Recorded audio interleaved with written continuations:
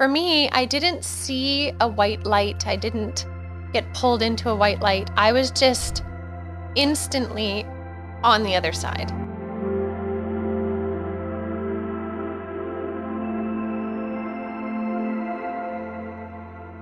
It was during a routine surgery. I had been hemorrhaging a lot from my monthly cycles. And so we needed to do a pretty simple surgery to help me out at that point.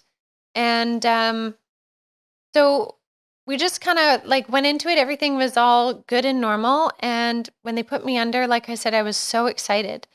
And for me, I didn't see a white light. I didn't get pulled into a white light. I was just instantly on the other side.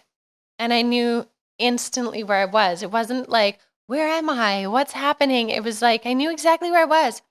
And I landed on the grass, bare feet. And the grass was like the most beautiful green grass. And I could zoom in on the details of the grass if I wanted to, just with my eyes. Like I could see the details in it. I could feel it fully. And I remember kind of walking up this sort of hill, and I came upon this kind of like a barbecue picnic scene. And I remember the sky was the most beautiful blue, just like that summer blue. Everything was so vibrant. And when I came upon this barbecue picnic kind of thing, I realized it was all different people that I knew from this lifetime and lifetimes before. And my grandmother was there, and she kind of like welcomed me into it. And I had the most amazing reunions with people. And it like there was no rushing it, but there was lots of them. I could see them coming forward, and I remember giving each of them hugs, and these hugs were like these most beautiful reunions. Like I always say, the hug was like when you have a little toddler who throws themselves in your arms because in that moment you are the best thing in the world to them. The hugs felt like that. Like each one was so um just like this divine energy. And I spent what felt like hours talking to them and reminiscing of like, what have you been up to and what are you doing now? Um and after I spent a long time there, at one point my grandmother said it was time to move on. And so we ended up going to this room, this kind of white room high up in the galaxies, like where the galaxies or the universe is creating itself. And it was this white room, and outside the windows, I could see um, galaxies and stars, but also, again, like where the universe is still creating itself. Like it was really far. And then my guides were gathered around this white kind of boardroom table. And I remember they rolled out what looked like blueprints. Like it looked like legit architecture blueprints, but it was my life. And down the center of this blueprint was this kind of pulsing iridescent light moving back and forth. And I knew that that meant that I was still alive. But here I was sitting there with my guides or standing there with them. And we did a life review of everything in my life up until that very moment. And so I was like, okay, cool. But it wasn't until that moment when we got to where we were, where they asked, like, now at this point, would you like to stay here or do you want to go back to Earth? And I remember thinking, like, oh, well, I want to go back to Earth. Like, it didn't dawn on me that it just simply was. And so they're like, you don't have to. And are you sure you want to go back? And I was like, yeah, I do want to go back. Like, I want to go back for my family, and I've accomplished things and I'd like to continue. And and then so when I decided that I wanted to go back, what was interesting is I then got to see my higher self. And my higher self, it's hard to explain, but my higher self looked like me, but I could see, I'll say her for that reference. I could see her standing in front of me, looking at me, but I could also be her, feeling like me, looking at me. So I was both. Both felt completely normal, and it felt completely normal to be in conversation with me, right? My higher version Wow. of everything that I am.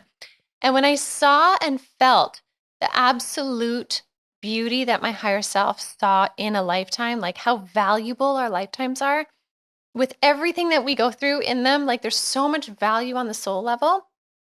And when I felt that, it was just like, yeah, like, of course I want to go back. I don't want to lose what I've started here.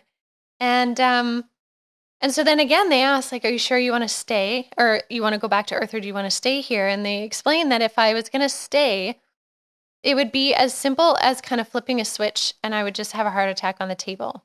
And again, at no point was I like, "No, no, no, don't do that." Like, there was no fear.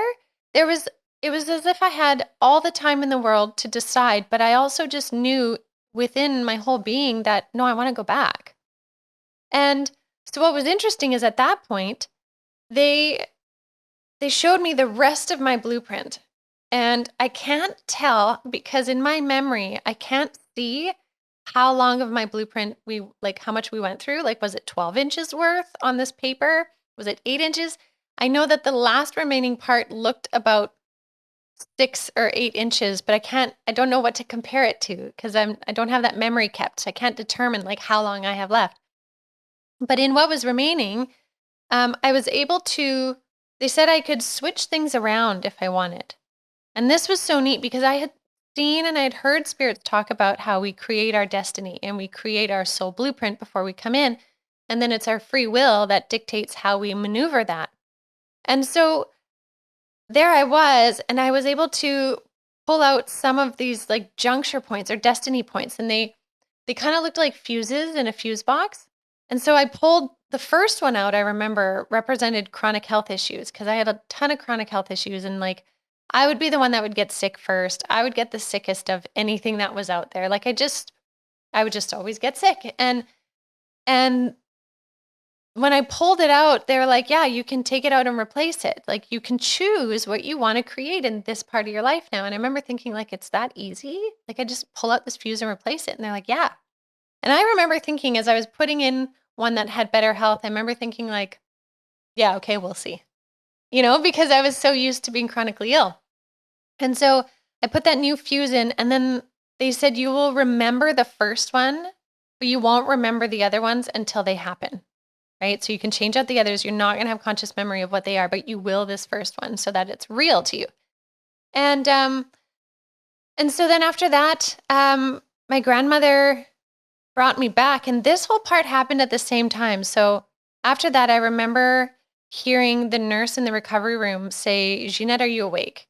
And my surgery, I think it was like under an hour, and my whole experience felt like an entire day. Right? And so she's like, "Jeanette, are you awake?" And within these same moments, I felt my spirit go like whoomp back into my body. I still had my eyes closed and I could still feel my grandmother with me in spirit. But I heard my higher self speak through me because I've had surgeries before and I am not coherent after surgery. Like, everything is funny. The room is bouncing to me. I'm slurring my words. Like, I don't make sense. And as soon as I popped in, my higher self said to the nurse with clarity, it was like, "I need you to write something down. I need you to write down these 4 things. They're very important. And I need you to fold up the paper and put it in my hand." And she's like, "Okay, what is it you want to say?" And so I gave her these 4 kind of word statements that really wouldn't make sense to anybody else. They were Great Baba, I have it up here, tree roots, time to entwine, and I went far. So to anybody else that doesn't like, okay, great. But what they were was these key words that would unlock the whole memory of everything. And so she folded it up. She was so sweet. She stopped what she was doing to write down what I said, folded it up, put it in my hand. I remember I held onto it like this. And then when they wheeled me into recovery, my mom was there. I gave her the paper and I said, "You cannot lose this paper." And then they gave me pain meds and everything. And I was out for a bit. And then it was a couple days later, once I was off any kind of pain meds, that spirit was like, "It's time for you to remember."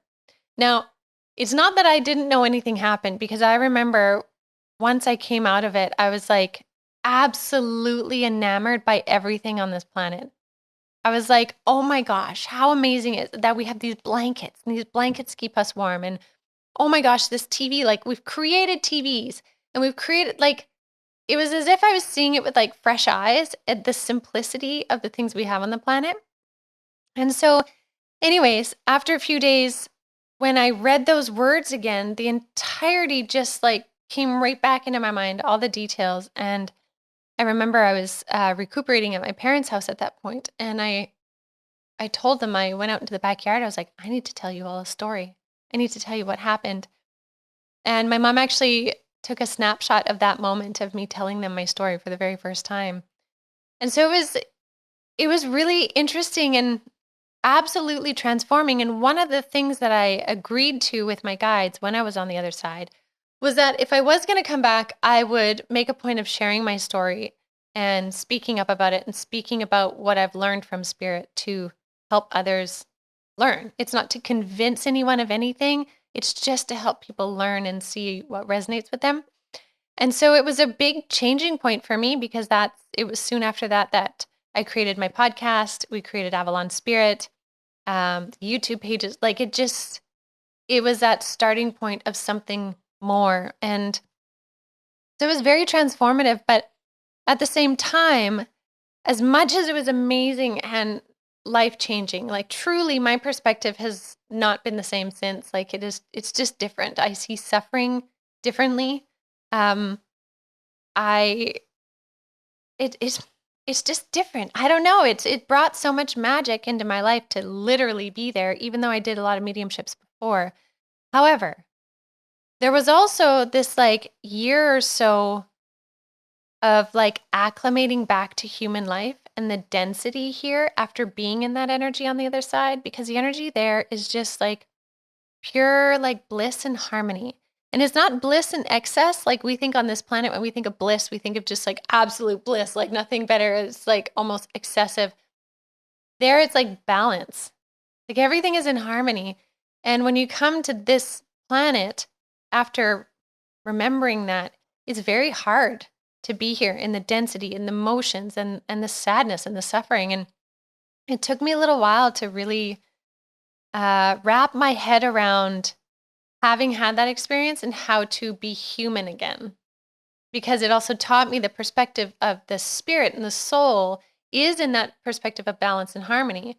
So when we agree to come to this planet and have experiences, we're looking at it from that perspective and what we gain from it. But then the human perspective here is the one that is having to take on the density and the suffering and the whatever. So it took me a little while to kind of find where those two fit in my world now after having such an undeniable experience.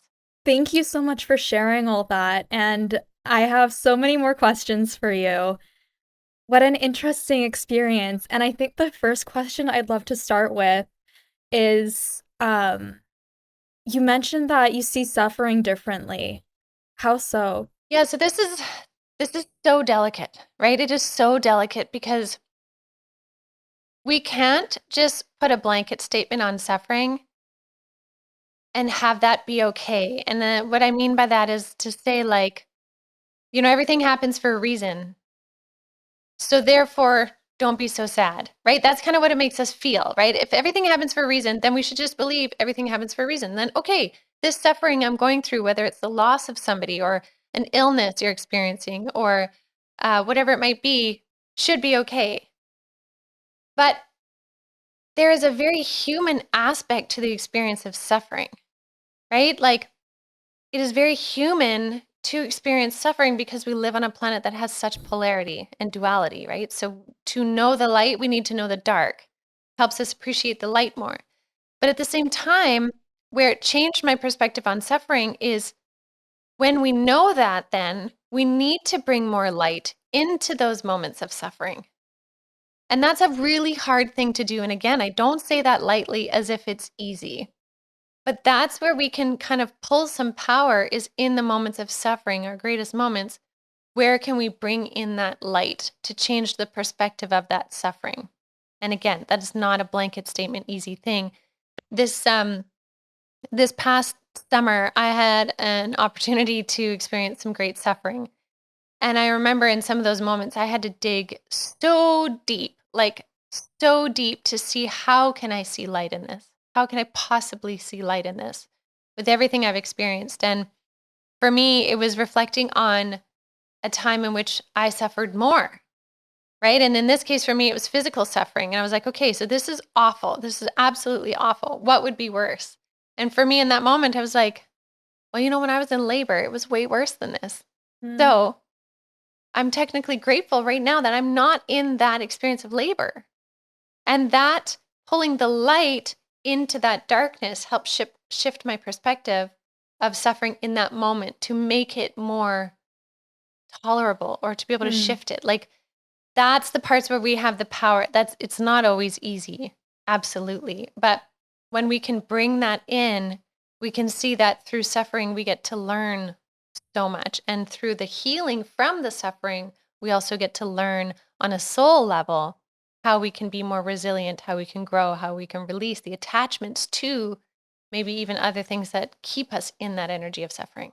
How you say you had the opportunity to experience suffering. That's something I'm gonna have to say to myself now too. What an interesting perspective. Can you tell me more about the idea of a council? You said that it was your council who showed you your blueprint. Who is Mhm. that? So we all have like a council of spirit guides, right? I call it a council. I think people would have lots of names for it, but we definitely have more than just one spirit guide. We have several different ones that do different things for us. Some of them are lifetime guides. Some come in at certain times in our lives to help us through an event or a situation or something like that. And so for me, they all came forward and presented themselves at this table to do my life review, and it's kind of like the way I could explain it is if you were in university and say you were writing your thesis or something, and you sit at the boardroom table with all your professors who are putting in input and reviewing what you've produced. It's kind of like we were reviewing what I'd produced in my life, but none of it was with judgment. So when we think of that situation and we think of university professors reviewing our thesis, we think judgment, but on the other side, there was no judgment. It was all supportive energies of the good and the bad, right? Like I've done things in my life I'm not proud of. I've done things in my life I'm so proud of, and everything in between, right? We all have, because that's part of being human. And when you do your life review with your guides or your counsel, they are helping you to understand the whys and the actions behind what happened, good, bad, or anything in between. And so it's actually a really beautiful, supportive process. So even for people that, are listening and maybe have had, a very challenging life, and maybe they have a lot of shame or regret or guilt, that moment in your life review is so supportive from spirit. I mean, you can't get away from it. You're going to experience all the things and see them, but it's not in a place of hateful judgment like I think sometimes old traditions or old religions like to state. It's not that. It's very supportive. That's awesome. What did your blueprint say? Was it kind of like a step-by-step plan for your life? Was it something that you planned yourself before you came to Earth? What Mm. exactly was on there? Yeah, so it didn't have words. It looked a little bit more like if you ever ride like the subway or the train or SkyTrain or whatever, and you look at the map and it has like a central line and then it has these like deviation points kind of sort of looked like that. Okay, kind of looked like that, and that's the closest I could explain it. And each of those points represent like what I call a destiny point, something that your soul wishes to learn in this lifetime. And so before I came into this lifetime, I created that entire blueprint with my guides and my counsel. We stood at that same table. We were like, my soul was like, I want to learn this and I want to do this and I want to do this. And they're like, okay, we're going to put in a near death experience like somewhere around here. And I'm like, yeah, high five. Sounds great. Let's do it. Like we create those things and they kind of counsel us on, yes, definitely take on this experience. Maybe your experience is moving through grief, I don't know, or abundance. It could be any one of those. And they may counsel you on, your last lifetime was very challenging in grief. You might not be ready to take on grief again in this lifetime. So what if we save that for another time? And then you're like, okay, so I won't do that. Like there's a collaborative effort in our lifetime design for what we're going to do.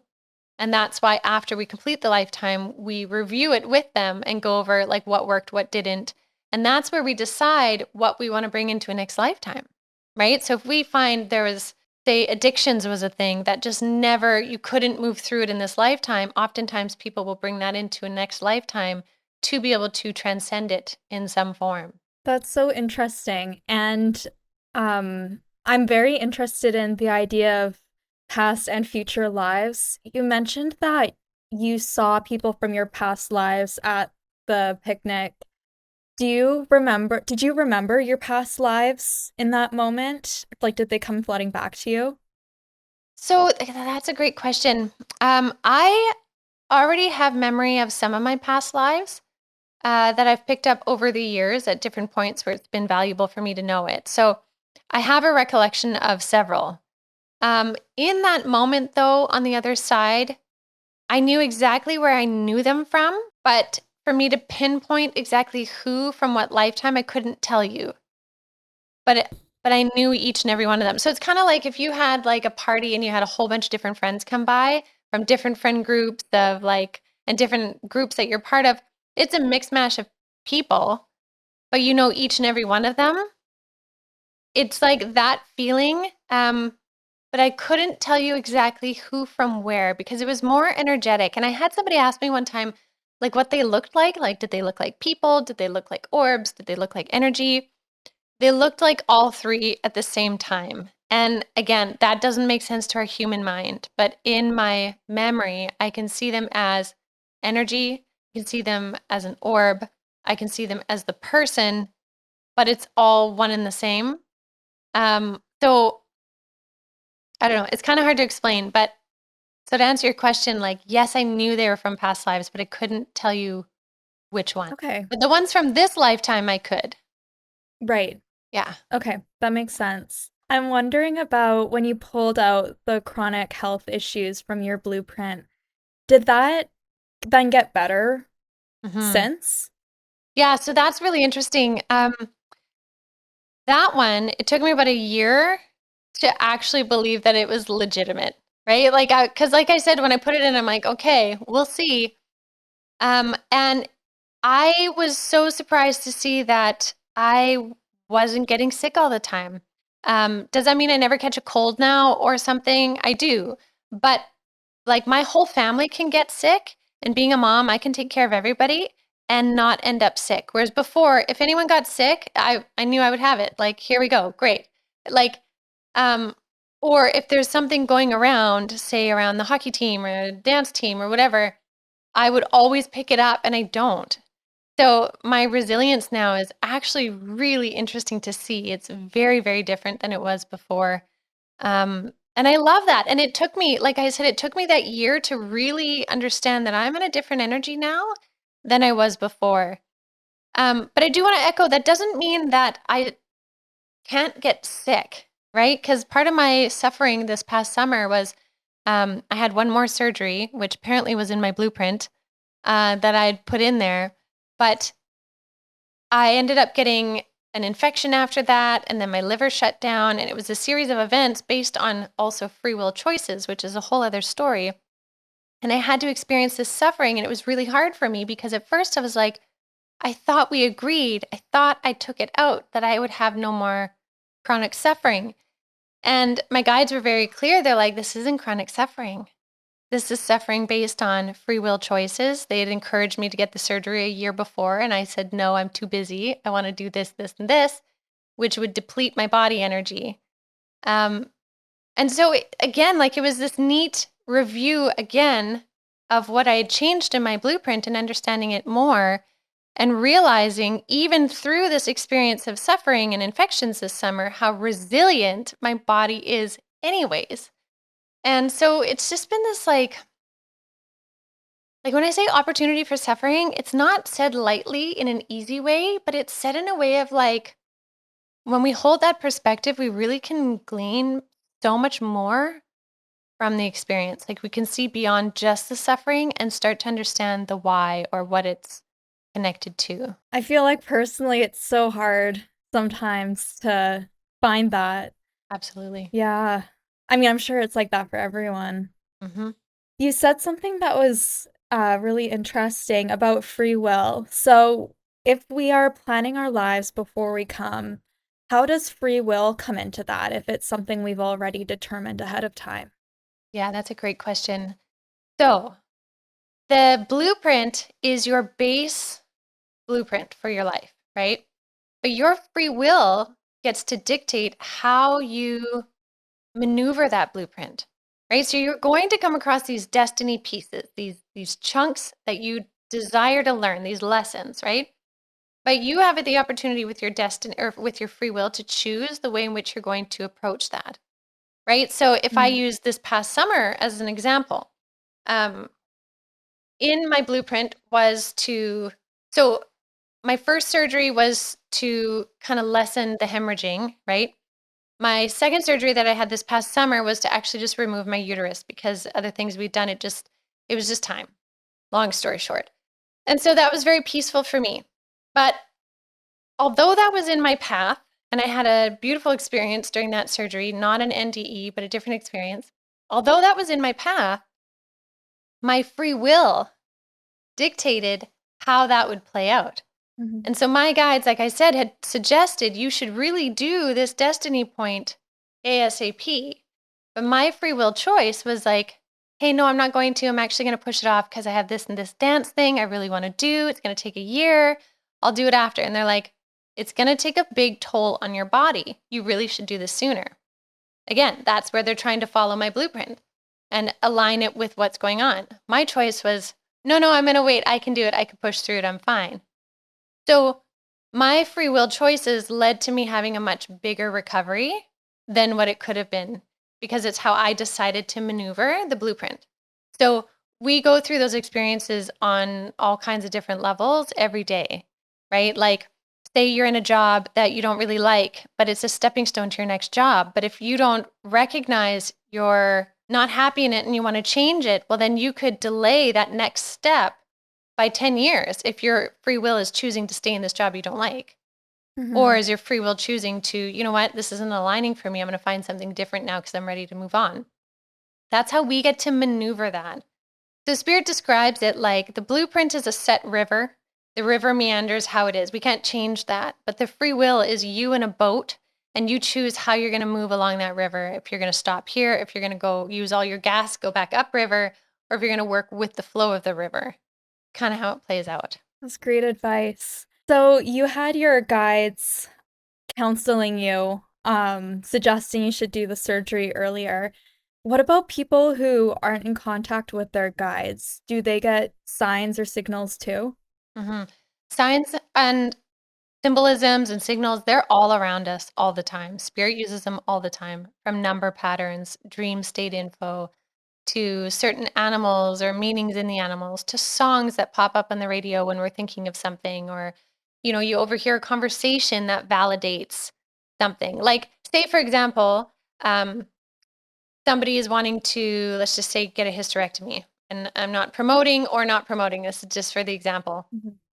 Say they're like, I really don't know if this is in my interest. I feel like it might be. Then they're in the lineup at Starbucks. The people in front of them are like, yeah, my sister just got a hysterectomy yesterday. It was the best thing she ever did. And they happen to overhear that in that time frame where they're pondering it, right? Like the universe has so many ways to put us in different positions to receive signs. The thing is a lot of people still think it's just coincidence. Mhm. And so, what I always recommend to people is if you're looking for signs and symbolisms from your guides, ask for it to come in a series of 3, Mm. right? So, if you're like, please help me, I can't hear you at all. Can you bring through this in signs, but make it happen in threes? And so, say maybe your sign is a ladybug, right? Maybe the first one, you say it that morning, and later that afternoon or the next day, there's a ladybug on your window, and you're like, okay, there's one ladybug. Second one, say somebody gives you a card and on the card there's a ladybug. You're like, okay, that's 2 ladybugs in like a day and a half. And then maybe the next night you come home and your family's watching a documentary and there's ladybugs all over the screen on this nature documentary, right? Like it doesn't always have to be the single ladybug landing on you 3 times. It can come in different ways. And so you can really communicate to your spirit guides kind of what your sign or symbol is that you really want to hear. And also, again, have them bring it to you in threes. Because then you can start to kind of build that communication. And they honestly, they want nothing more than to communicate. They want to Mhm. communicate with you. It's just we have to recognize the subtle ways that they do. I kind of got a, like, kinda shivers, like a ladybug is, what kind of my sign of connection with, just like a family thing. So that's Mhm. interesting that you Nice. used that example. That's awesome. Have your abilities as a medium changed since your near-death experience? They really kind of skyrocketed, and, that was an adjustment as well, to be honest. It what I could access and the higher realms I could access or where I could astral travel to and the level of consciousness that was coming down for me to interpret, it was a lot, right? So, like, as amazing as it was also this, like, big shift in consciousness that I needed to learn how to ground and bring into this reality because, I mean, spirit can communicate word for word, like we're communicating right now, but oftentimes they actually just drop sort of like a thought bubble. And in that bubble, it's instant, but you could have 3 paragraphs of information in that bubble, right? And so it's about like how to interpret what's coming in. As well, I found my capacity for clairvoyance increased a lot after that NDE too. And I think, honestly, I think when you consciously experience the other side like that and you bring back the memories of it, you can't help but bring back the frequency of it. And if you bring Yeah. back the frequency of it, then you have access to that level of frequency. And so it's kind of like you can't unknow that frequency and therefore that frequency starts to come into your world more. So, I hope that kind of makes sense. Yeah, it does. I'm so curious about mediumship and clairvoyancy. It's I guess there wouldn't be a typical session, but kind of what happens when you enter that space for other people and do Yeah. that work? So, when I tune in first, the person, I'll sit down with the person and then I always start by closing my eyes. And when I close my eyes, I'm kind of shutting out the visual cues in my world and it allows me to like sink in. And I kind of sink in because spirit told me a long time ago that the gateway to anything spirit is through the heart space. So I just kind of sink in and go into my heart. And then from there, um, I start to see when I call in spirit and those of whoever I'm reading for, I start to see these pinpricks of light kind of look like stars and they start to kind of show themselves. And that's when I can usually count, like, oh, there's 7 spirits here or 3 spirits here. And then they will start to come closer. And when they come in within my energy field, like when we merge energies, when I'm able to see who they are, and they'll either manifest what they look like, or a storyline for me to see, or certain images or symbolisms, like they could show me ladybugs, right? Um, or I will hear it, feel it. There's a lot of ways in which it comes in, and it's just kind of really opening up to the subtleties. Because the thing with mediumship, it's Mm, really about learning a language of subtleties. And not every mediumship reading is me seeing a spirit standing behind somebody in 3D, right? Or I call it 4D physical. I can see spirits in fourth dimension. So the person would look back and not see anything, but I can see them because they're showing themselves in a physical matter, but in a fourth dimension frequency. But most of the communication actually happens in 5D and higher. And again, it's subtleties, it's subtle differences. And the more you learn mediumship, the more you can understand because you're seeing, hearing, and feeling those subtle cues which get louder that's and so louder over time. interesting. Do you have stories about, Yeah. in your mediumship connecting with the other side or, receiving messages from the other side as a medium, like, not through your near-death experience? One story that's really neat, that's always really stuck with me is this was something I always wondered as a kid. And it's funny when you look back at some of the things you wondered as a kid and you wonder why. And as you become an adult, you're like, oh, that's why. Uh, Becoming a medium explains why I wondered this. But as a kid, I would always wonder, if someone falls out of a plane, do they die before they hit the ground, or do they have to hit the ground and die? Like, would they have a heart attack and leave first, or they have to smush, right? And I had a spirit explain this to me one time in a reading, and they were hit by a car. And so there's 2 of them, I'll tell you. So the first one, this woman was driving and she actually had a head-on collision with a semi. She was in a smaller car and she hit the semi head on. And she showed me, she slowed it down, that when her car was about an inch and a bit away from hitting the semi, so just before, She said she left her body. And she's like, "I didn't stay in my body for the impact." And in fact, most of the time, people don't. And so when we see those really gruesome accidents or injuries that are, well, not injuries, but the accidents where the person dies, but their body is very injured, they're not there for that. They actually are pulled out before. And I've seen that a lot in readings too. I've had a lot of them confirm that. I had another one too that told me he had run across the street to go get his dog, to run and grab his dog, and a car hit him. And his memory was he ran across the street and then kept running to get his dog, and then was like, "I can't really get my dog. I can't pick up my dog." And was like, "What?" And then he turned around and realized he'd actually been hit by a car and he was on the ground.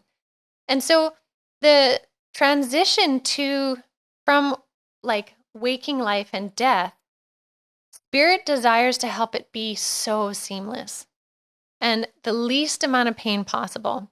That doesn't mean it is always pain-free, but majority of the times when there's a massive injury or accident, the person was pulled out of their body before, or they don't have a recollection of the actual death part. Um, Even when we see somebody in a hospital, I've seen people when they've been kind of in a coma or really near death where they're no longer talking anymore. Their body may be making kind of moaning noises and they look like they're in pain. I've seen where the soul, like if this is the body, the soul is actually hovering just above the body. So the soul's not in the body feeling that. That's a physical reaction that's happening. And so it actually brought a lot of comfort in understanding the process of dying, that it is meant to be as seamless as possible, um, that actual point of dying. I've also seen people when they've crossed over where if they suffered a long illness before, like say they had cancer or something, and their suffering was such, the moment in which they pass is so beautiful, in which spirit is right there with them. And oftentimes they either just lift out of the body, or I've seen someone sit up out of their body, get up, and just be like, "Ah," and then cross into the light. So we we fear conversations of dying. I mean, I think we're getting better at it, but there's a lot of fear around the conversations of dying. But in truth, so much of it is supported by the spirit realm and by the soul and higher self of the Mhm. person also. That So is, it's and it's I'm quite grateful beautiful. you shared those stories because, I mean, that's kind of the whole point of this channel is wanting to eliminate fears of death and help people who are really anxious about that, so thank you. I've really appreciated Yeah. your our time here together. Do you have any final advice for our viewers who are watching this right now? Yeah. The most significant thing that I've carried with me since my NDE is, again, the value of our human life. Even in the struggle and even in the tough times, in the loneliness and the grief and all of that, there is such a value of every single human life in what they're learning and what they're acquiring as a soul. And I'm saying this as a general statement because I know there are outliers that we could debate, right? But generally, your life is so valuable to your soul, to the collective, that the best thing you could do is try, honestly, to make the most of it. Do everything you desire to do. See everything you desire to see, because the whole purpose of having a human lifetime is to experience. There's a huge value in coming to Earth and experiencing the depth of polarity that we have and the emotional capacity we have, plus this transformative time. And if we focus on living and creating the life that we want versus feeling stuck in the life that we are, we have the opportunity to gain so much soul knowledge that we carry with us on the other side. And that's such a part of why we're here, is to gain soul knowledge. So if you remember that, then you can make the most of what you're doing here, so that when you cross over with the satisfaction of like, look what I did. I did a lot. And that doing a lot doesn't mean you have to live till 99. I've talked to souls that were even children, or teenagers or young adults that crossed over, but the amount that they took in their experience was significant. So no life is disregarded and every life has value. And so it's really about living it to the fullest. It's beautiful. Thank you so much. I guess my final question, Can you tell me a bit more about your book and how people can maybe get in touch with you or follow you? Yeah, absolutely. So my book details my whole surgery experience. It's called Avalon to Aurora, a medium's near-death experience. It's on Amazon, so easy to find. And then if you are interested in what I do, avalonspirit.com is our landing page for everything for the course offerings that we have. I teach courses on mediumship for people to open up their connection to spirit. Um, and then as well as my podcast, the Ginette Biro podcast, which I do put on YouTube, which is under Ginette Biro Medium. I do daily postings on YouTube as well. And then I also have Facebook and Instagram, which is Ginette Biro Medium too. So I'm on social media a lot, sharing tips and ideas and channeled messages and spirit messages and uh, card readings, even though I don't use cards in my mediumship sessions or what I do, but Spirit was like, share messages through cards because everyone takes something from the images too. So there's a lot that I do now because, again, I agreed to do that when I came back from my NDE. Awesome. So Well, yeah. yes, I'm very grateful you did. This was an amazing conversation. So thank you so much. 2021, I was in Brooklyn, New York, and I was staying with family members at the time. And my sister and my brother-in-law had left for work. And right after they left, I went to take a shower, regular shower. And when I was in the shower, I felt a tickle in my throat. I remember it now. And when I felt it, I just had this need to say, clear my throat. And when I did that, there was no breath. There was absolutely no breath. Everything just shut down. And I panicked. I just seriously panicked. And I remember feeling myself dragging the shower curtains down, and I was just in this hissy fit. Now, in that very moment while that was happening, I had this quick flash memory. A month prior to coming to New York, my partner, my hubby in Jamaica, he is asthmatic. I'm not. I've never used an asthmatic pump, but for some reason, he kept pushing me the day before. When you go to New York this time, you're going to be there right through to probably winter. I want you to take this pump with you. And I was upset. I was like, I don't need the pump. It's not my prescription. I don't want it. And when I checked in at the airport in Montego Bay, he came again and he put it in my bag. And it's like, I said, take the pump. And just for, peace, I said, okay, I'll take the pump. So in that moment, I remember the pump and I tried to get to where my bag was to put my hand in. And I know I held it in my hand, but I had this thought in my head, I don't know how to use it. And immediately then, I remember it was my first iPhone, maybe 12. I never had an iPhone before and I never used face recognition. But when I was there at the store, the guy kept prompting me to set it up. And I was very annoyed, but still, I said, you know what, do it. And my phone rang immediately. I am out of breath, and this must be a split of a second. I remember taking the phone up in the other hand, and when I did, it dropped. But while it dropped, I had this thought in my mind, very annoyed. I knew this point, I'm going to die. And I said to myself within my mind, I can't believe my sister and my brother-in-law is going to come here and see me naked on the DAMN floor. And I was really annoyed. And in that second, I could hear my hubby on the other line, which means my face recognition must have picked up. And he's probably hearing the gurgling. And I'm hearing it say, Nick, pump and swallow. And that's all I remember. And I wasn't there anymore. And this is the interesting part. I don't know what the transition is between leaving the physical body to where I was, but I know I was in this white space. I've never seen white, this white. It's beyond anything I can explain in human words, but I was in this white space. And as soon as I started to have a thought like, where was I saw the apparition of my grandmother in her youngest form, my youngest memory of her. And when I saw her, I was like, and by the time I was to think, am I dead? I had this knowing and just this flash of just white orbs just multiplying around me. And then I just knew, whoa, those are the angels. Now, before this, I didn't know names of angels, but when I was there, it felt like, wow, I'm home. It was like a welcome party in type of way. And I knew, it's as if I knew the names of all the angels, but my perception wasn't seeing them in figure.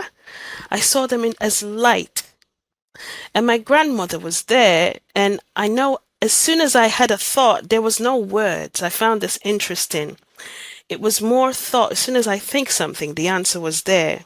And it felt as if now I call it downloads. I was being downloaded with all this information, so I knew where I was. I was back to where everything began. I was back to love, back to where it began, in the angelic realm. And I was just nosing. I remember she was saying something to me as if she was explaining the purpose of life. And I looked across to the left, and I had this knowing that over there was spiritual rehab. And as soon as I thought to myself, what are they doing? I could see angels over there, and I could see rainbows of light going within and out of the beings. And then I knew to myself, that's where you go if you go to the light and you have things to work through. And then straight ahead of me was this huge archway. It wasn't a door, but it felt like a door, but this huge archway. And beyond there, it just looked like this beautiful crystal city. And that's where I wanted to go. They wouldn't allow me. And I remember I had this knowing, wow, this is Archangel Raphael. And my grandmother all of a sudden wasn't there, and it was Archangel Raphael. And I was led to this room. And when I went to this room, it was another huge door. But within this room, it looked like honeybee pods, how they make honeycombs. And they were like golden and pulsating, but they were like millions, probably more than millions, but they were just there and pulsating. And I had this knowing as soon as I thought, wow, that is every single person's lifetime within each one of those pods. And immediately I got focused on one, and I started to see flashes of my own life. And I was interested, and I was there looking at flashes of my life that were coming up like it was an hologram, which is kind of weird now that I think about it. But it just kept coming up, and I was looking at myself, and I was like, I really could have done better there. And I was feeling how people were feeling as the flashes were going by. And I kept saying, wow, why didn't I just smile there? I was seeing very minute things that I did in my lifetime. It was right there in front of me. But I realized there was so much love coming from the angels as I was watching what I did in this lifetime. And I was the one who was judging me. And as soon as I started to focus on one thing, Archangel Raphael just had me. It's like I knew that now I'm going to see three things. And I thought to myself, okay, wow. I was a little bit worried because I didn't know what three things I was going to see. The first thing I saw, this hologram came up, and I saw this little girl in this red dress. And I knew that I was 5 years old then, and my sister was getting me ready. And it was interesting because I didn't feel how I felt. I felt how she felt when she was getting me ready. And she said something within her mind, and I heard it, and she said, I will protect you forever. And as soon as I thought to myself, what does that mean? Because my sister and I, she's always been like a mother to me more than a sister. So growing up, I was always very annoyed. Why can't you just be my sister? Why are you always mothering me? So we always had this tit for tat type of love, you know what I mean? But the minute I thought that question, they took me into my sister's life. And I saw what happened to her as a child. And they showed me the moment she made a promise that if I ever get a sister, I'm going to protect her forever. And when I saw that, I think they did that because they wanted me to have this resolution within myself. And then I just knew, it's like I knew everything. And I came out of that hologram, and and another one came up, and I was in high school. There was this boy in high school who fancied me quite a bit. And it was Valentine's Day, I remember that. And I was feeling how he was feeling. And I remembered, I think, of everything I did in my life, that's what you're going to show me, because I didn't remember this scene. However, he brought a rose for me for Valentine's Day. And I was there with my girlfriends, and I refused it, flat out refused it. And I could feel how terrible he felt. And I had this question to myself, oh my God, that little thing hurt him so bad. I could see this orb just come out of nowhere. It was just pulsating and beautiful orb. And I had this knowing, wow, this is his soul. And the angels gave me the opportunity maybe to say I'm sorry, but I just felt so light after that. And that scene went away. And the third scene I saw, I was probably in my 20s, and I was at the supermarket. And there was an old lady in front of me, and it seemed as if she didn't have enough money to pay. There was a long line behind me. I was in front of her, and she couldn't pay. So I leaned over to the teller, and I said to her, "I'll pay her bill." And she said, "Okay." But the old lady, when she realized what I was doing, she turned around and she held my hand, and I never forget it. She held my hand like this. But they allowed me not to feel how I held her. They allowed me to feel that on that day when she held me, she gave me something energetically. And I didn't know that it was so powerful that day. But not only that, as soon as that happened, I had the thought again, yeah, but that's not a big deal. They took me forward to that old lady going home. And when she went home, the first thing they showed me was the night before she whispered a prayer to God. And she asked God, "I don't know how I'm going to feed my kids, but open the way for me." And what they showed me, it's very emotional every time I think about it. What they showed me was I solidified her belief in God by being boots on the ground. I never forget.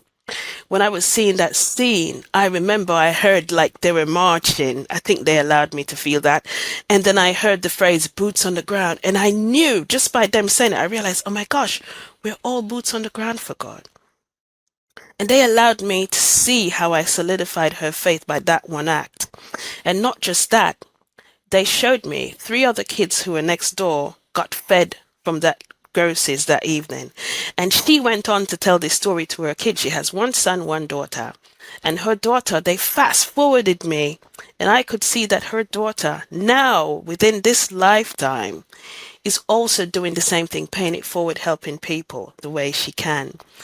And then I came out of that, and it's like I had this thought of all the things that I did in my lifetime. I'm coming back home, and these are the things you're showing me. And Archangel Raphael explained to me, it's not the big grand things that we do. It's the very minute things. The whole point of this life experience that we have, being in the physicality, is not living life worrying about how I'm going to die to go home, because there's no finality there. The whole point of life, and I'll never forget this, 2 big hands went up, one like this and one like that. And he said, the whole point of life is choosing. Every opportunity you get, you choose whether you want to give love or if you want to withhold love. And he kept going up. To give love is you choosing to smile. Just because, for no reason. It's you choosing to hold the door for somebody. You choosing to be kind for somebody. And they kept going up with the bigger, grander things that you can do to help people. Or the situations where you choose to be distasteful, choose to be mean, choose to harbor hatred, choose to judge.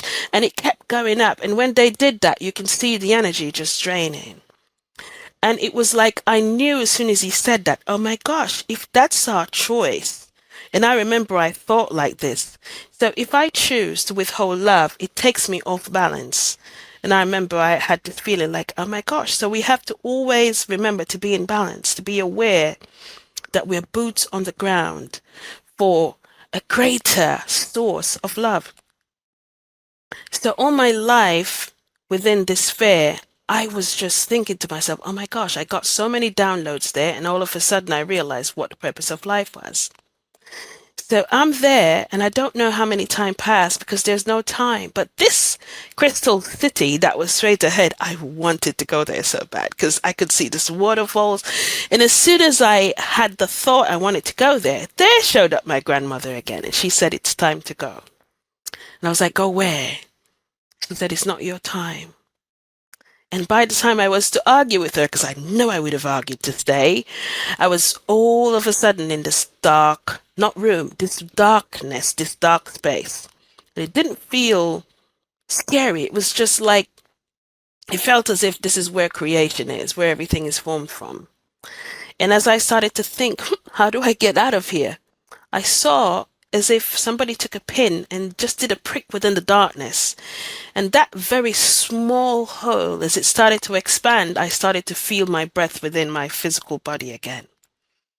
And I never forget, I went, and as I took that breath and I started to feel my body, I had this immediate download. Wow, this is the consciousness of God, the breath.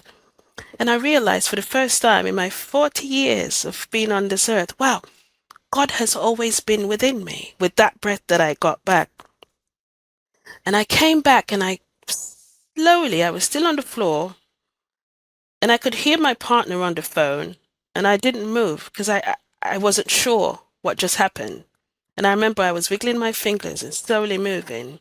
And you know the first thing that came back to me?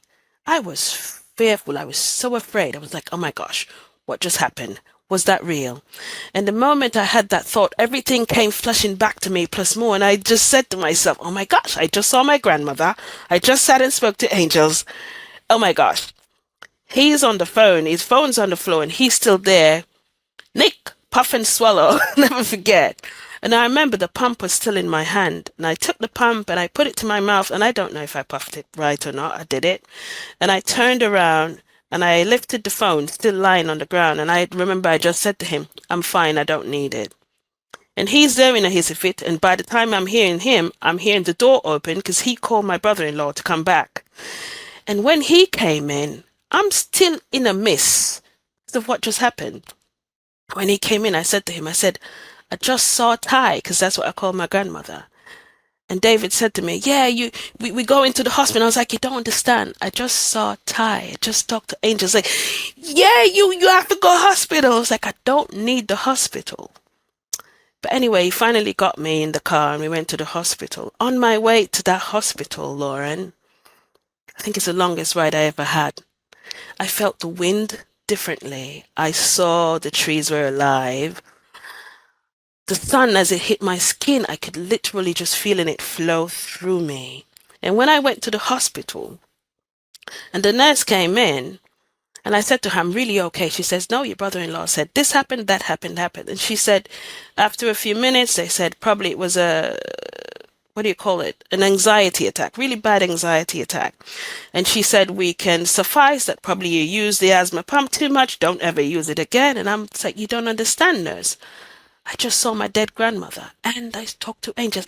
Yes, it's one of those situations. And I realized for the first time coming back, she was talking to me, Lauren, but I wasn't hearing what she was saying. I was feeling fear from her. And I found it very interesting. Like, why are they afraid? Why is she telling me something, but she's thinking something else? And for the next couple of days after this happened, I think my family was thinking of taking me into a rehab or something because I wanted validation also for what I experienced. I knew it was true what I experienced and I kept getting flashes of what I saw. And then ever since that night, I kept getting dreams as a continuation of what I experienced there. I'm seeing Archangel Michael coming in this orb and still continuing to tell me, you have work to do. You chose this explosive awakening. Now you are the lighthouse. And he kept saying lighthouse. And every time he said it, I would see this lighthouse. And I thought to myself, what's that? That's so boring. I thought I would come back as some big healer or something. And they kept saying, no, the lighthouse, that's what's important in the world. That's what we need now. Just for you just to be there and stand for truth and stand for self-healing and love. And the ones that are lost, all they need to do is see the beacon. It's not about the words that you speak. It's about your intention. It's about the frequency that you emit. Understanding now that it's not that you believe in a God or a source or a universe. It's that you now know for sure, without a doubt, without the text, without the limitations, that, listen, you're more than just the flesh and the body. There is no finality to what we call death. It's simply, they showed me one time, I remember I asked, what is death? How do I explain death? And the angel just showed me feet walking off sand and just going into the water and becoming one with the water. They said, this is how you explain death. There's no finality. You walk from this physicality that's life that you're here to experience by choice. And you step into the eternal water of light, of love, of becoming.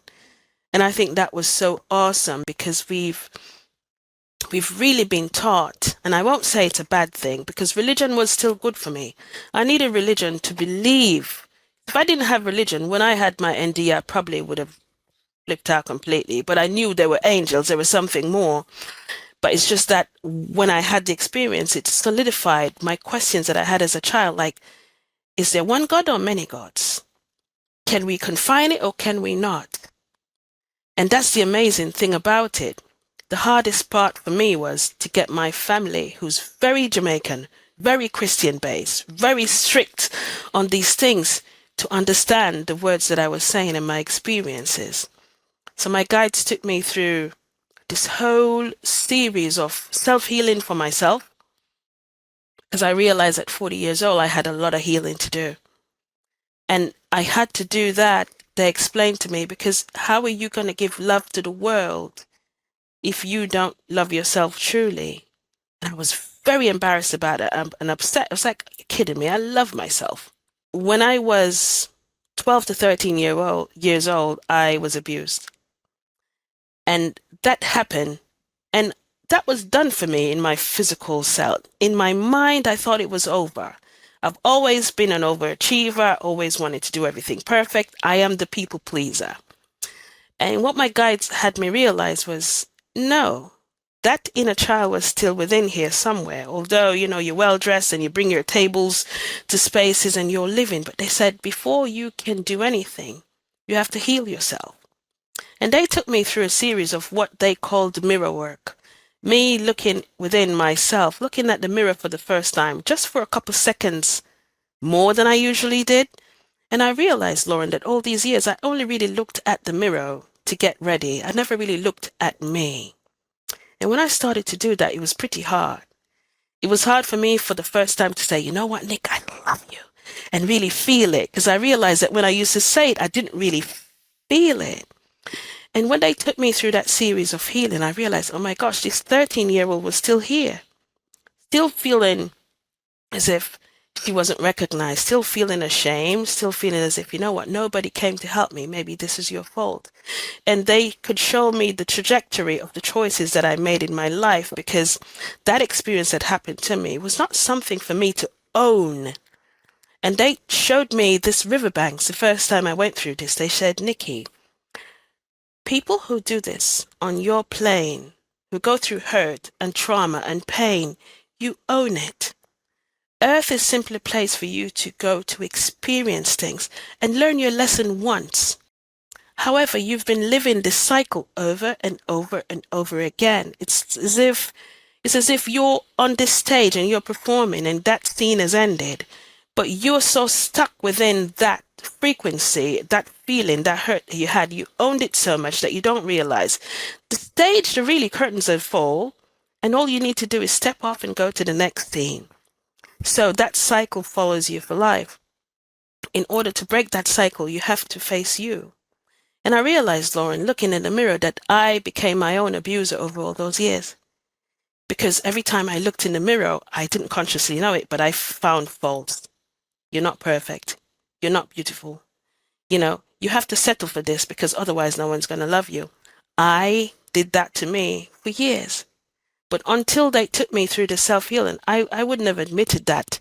Not for a long shot. You couldn't pay me $1 million to admit that ever, because I really didn't know. And they showed me energetically the imprint that it made within me, within my body, within my choices. And they showed me the power of your thought, everything that I'm thinking about myself. It's not the external world that affects me, what people say, what is shown on the screen. It's what I take from what's out there and what I put here. Nobody can do that but me. And when they brought me to this stage to say, you know what, this is where you now heal and say, you know what, I love you. You are becoming, you are enough, and you've done good so far, and you deserve everything. You don't deserve to settle. You don't deserve to struggle. You deserve everything, and you already are everything. And when I got to that stage, there was this quiet moment on the last day. I remember Archangel Raphael had other angels who were there. So I'd go through a week and I'd meet this angel Asha, who would take me through whatever. And then there would be another angel, which was kind of amazing because every angel seemed to come with a different personality or style of something. But I remember the last day for one of those particulars, And there was this moment when I was done and I looked at myself, Lauren, and I swear to you, I saw something that I've never seen before. I think that was the first time I really saw me. And in that moment, I remember I had this breath and I felt peace. I don't mean peace with limitations or conditions. I felt such peace that in that moment, I knew that I had everything that I could possibly need in that moment. There was nothing external of me. And that's a love that I think they're pushing me to show others how to become that portion of yourself, that now portion, not the past and not the future, the now, where you can look at yourself and say, you know what, I am becoming the exact version of who I need to be, and not within faith or within limitations or anything else, just simply being an expression of God, boots on the ground, where you can smile with yourself and it be so energetically powerful that you can go into an open space and have everybody turn heads, not because you said anything, but because energetically you're carrying such a high frequency of love. The person who probably made a choice that particular day to do something terrible, just because of how much you own this and transmit it, will get this nudge that they needed to say, you know what? It allows them to also start hearing their own guides, following their own intuition, because you're opening the space for light. And it's many people might say, what is she talking about? But when you get to that space, you have a different perspective on life, on people, no matter who they are, no matter color, religion, nothing. You just have this different perspective that, oh my gosh, we are all the same. And I remember this experience. I tried for probably 3 years to explain to my mom what I was experiencing, because the first couple of months I started to get dreams, and I called them terrible dreams because my guides were showing me things that were about to happen. People call them predictions. And I created this family group because I was excited. I wanted everybody to know, oh my gosh, this is going to happen here and there. And when I would post them, I noticed sometimes after a week or two, it would happen. And my family wouldn't reply to the group for anyone else to see. Like my brother would call me, my sister would call me and say, oh my gosh, did you watch the news? I said, no. The thing that you said, the volcano, it's happening now. And I would always be calm and say, yeah, but it's not to make you be fearful. And I realized they started to feel fearful. But not just that, they were also judging me. They were afraid that the information was coming from a darkness instead of a light. And it was hard for me. It was challenging. Hard is not a good word. It was challenging for me to integrate myself, knowing everything that I knew and trying to have them experience it also with love. Do you know what I mean? And I remember about 3 days after, my mother would never talk to me about it. And she called me one day. She said, you know what? I just want to ask you about this new thing that you're doing. I have 4 kids, and it seems as if you're the only one going for the devil. And for a moment, if I allowed the ego to step in, I didn't know what to say. And the moment she asked me that, I was trying to coin my words carefully. And immediately I felt this time was Archangel Michael, because he comes through the spine. I always feel a pressure on my head and straight down my spine. And Archangel Michael said, let me show you what to show her. My mom was on the phone and I said to her, can you hold a minute? And she got annoyed. What? Again, I said, just hold a minute. Just give us a chance. And I never forget this story. Archangel Michael took me, I don't know, it was like I was within the clouds. But you know what was amazing? It wasn't just him, it was the Arcturians who were also there. And while I was within this space, I didn't know what was going to happen, but he said, look. And when I looked, Lauren, this beautiful white mansion. And as soon as I looked at this beautiful white mansion, I was within the mansion. And I stood at the door, and there was like thousands of golden doors down this corridor that it's like it would never end. And he took me in the first room. And when I went to the first room, it was what I was used to, Christian churches, and everybody was singing and the organs were playing. And Archangel Michael said, within this room, do you feel God? And I said, yes, I feel God. And I was out of that room and I went in another room. And when he took me to the other room, it was a little bit different. There was incense and it smelled really good. And, there was smoke and everything. And when I went into that room, he said, within this room, do you feel God? And I knew the answer was said, yes. I didn't say it, I just knew it. And as soon as I had the yes within my mind, I was out of that room and I was in another room. And this other room was a little bit different. It was like Indian culture, but it was also cool. But when I went in that room, I could feel God. And not just that, I could see the angels. And I said, yes, God is in this room.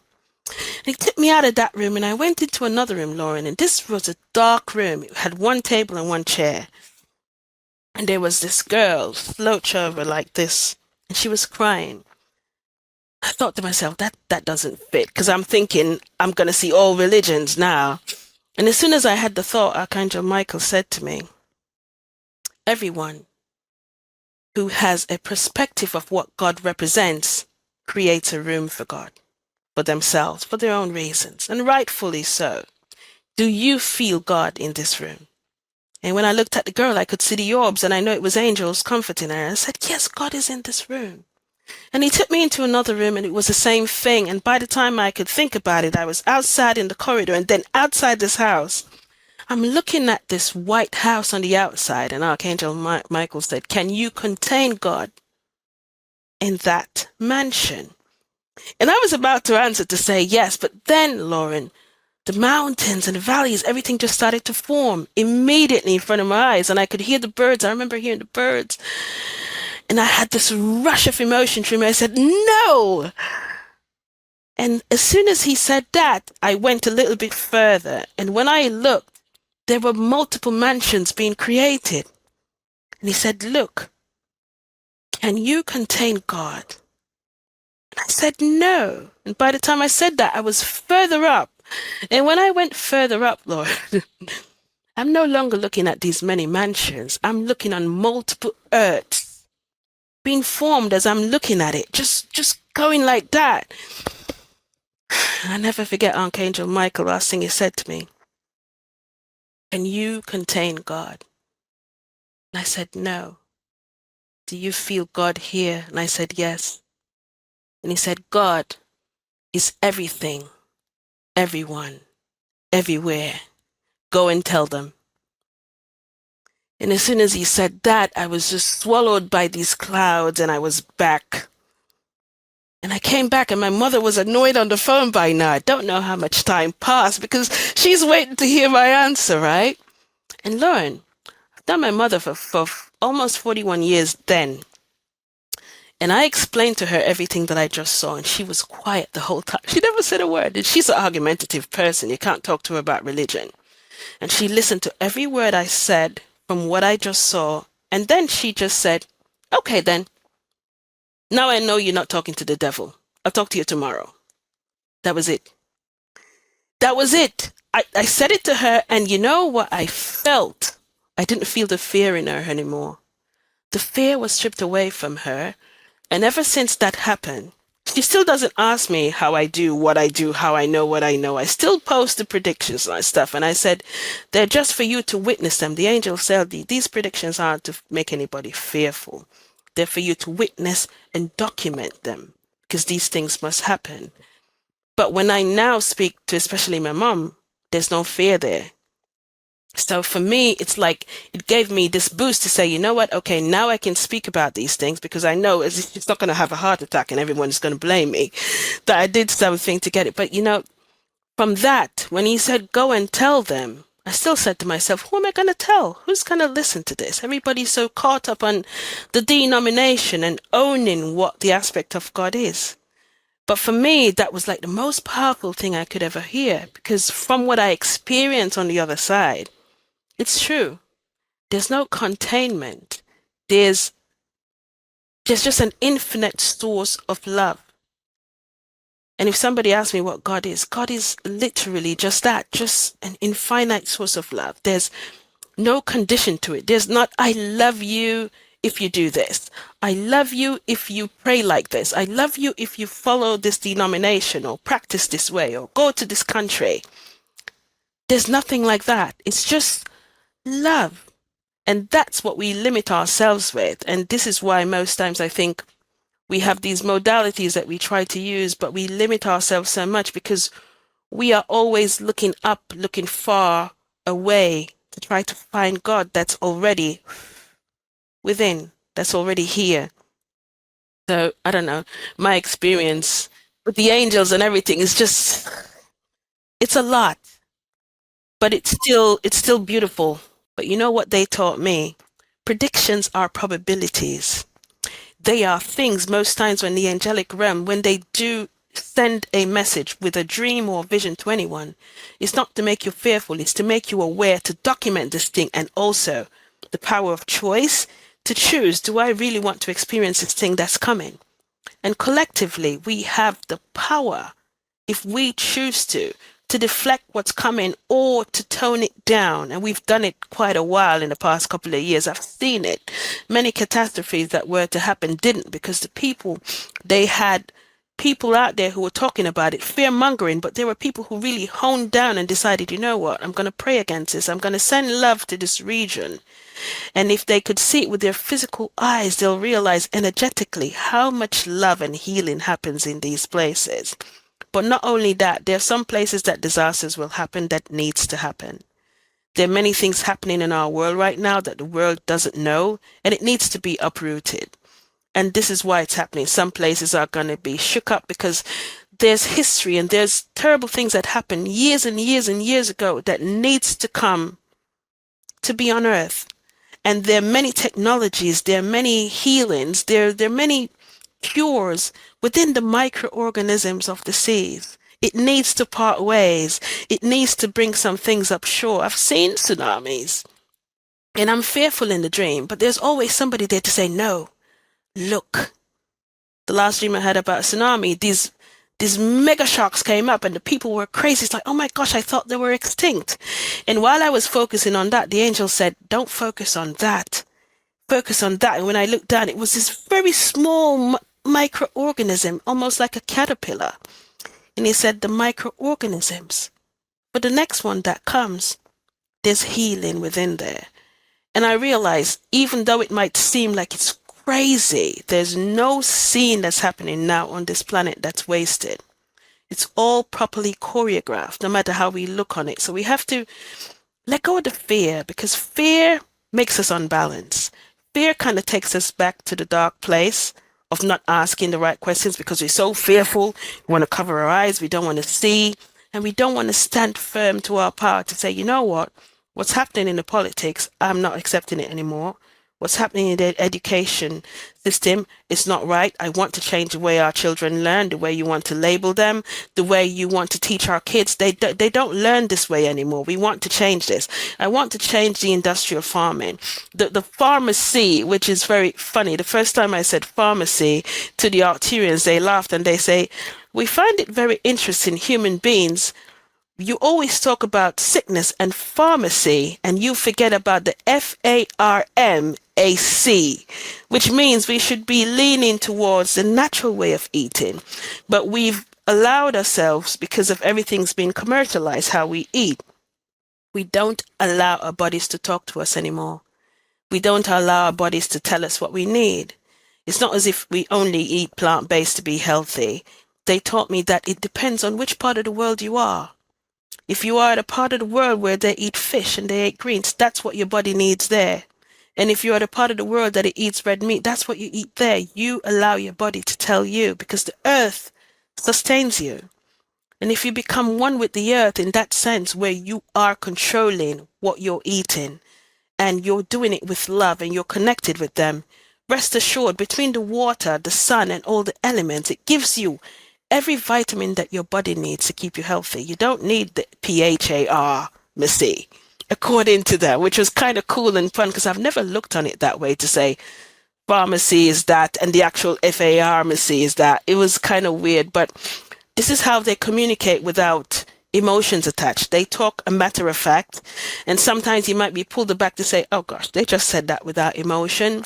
But they're talking to you with love and just with holiness and just with truth. And it's either you take it or you leave it, because it's your choice. But when they do speak, it puts you back into a place where you have to sit and realize, wow, we really did kind of come off, the train lines a little bit. We really have given up a lot of our rights and our truth. And we really have accepted a lot of things we shouldn't have over all this world. And this is why we have so many pockets of mud and muck. And we also now, what do we want? We're saying we want the world to change, but when the world is started to change, we don't want to change with it. We don't want to accept ourselves for who we are. Instead, we want to live in a world where identity matters. What's the identity? If you can't identify God, to put him in a box, why do you want to box yourself? And you are an aspect of a God consciousness. So how can you identify yourself?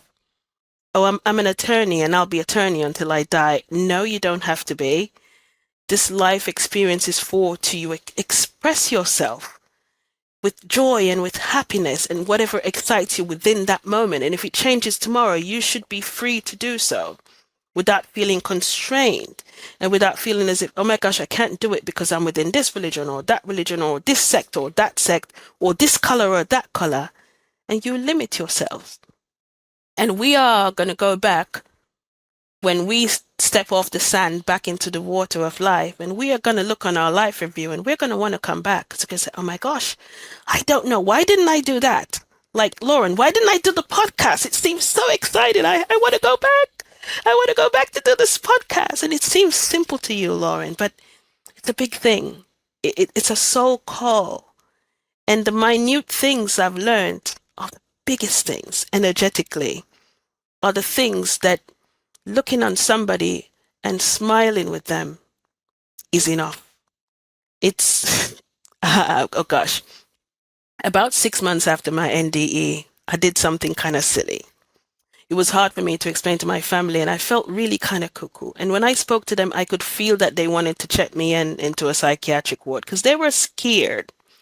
And I remember one night in this New York apartment, I was here alone, and I remember I said to God, you know what?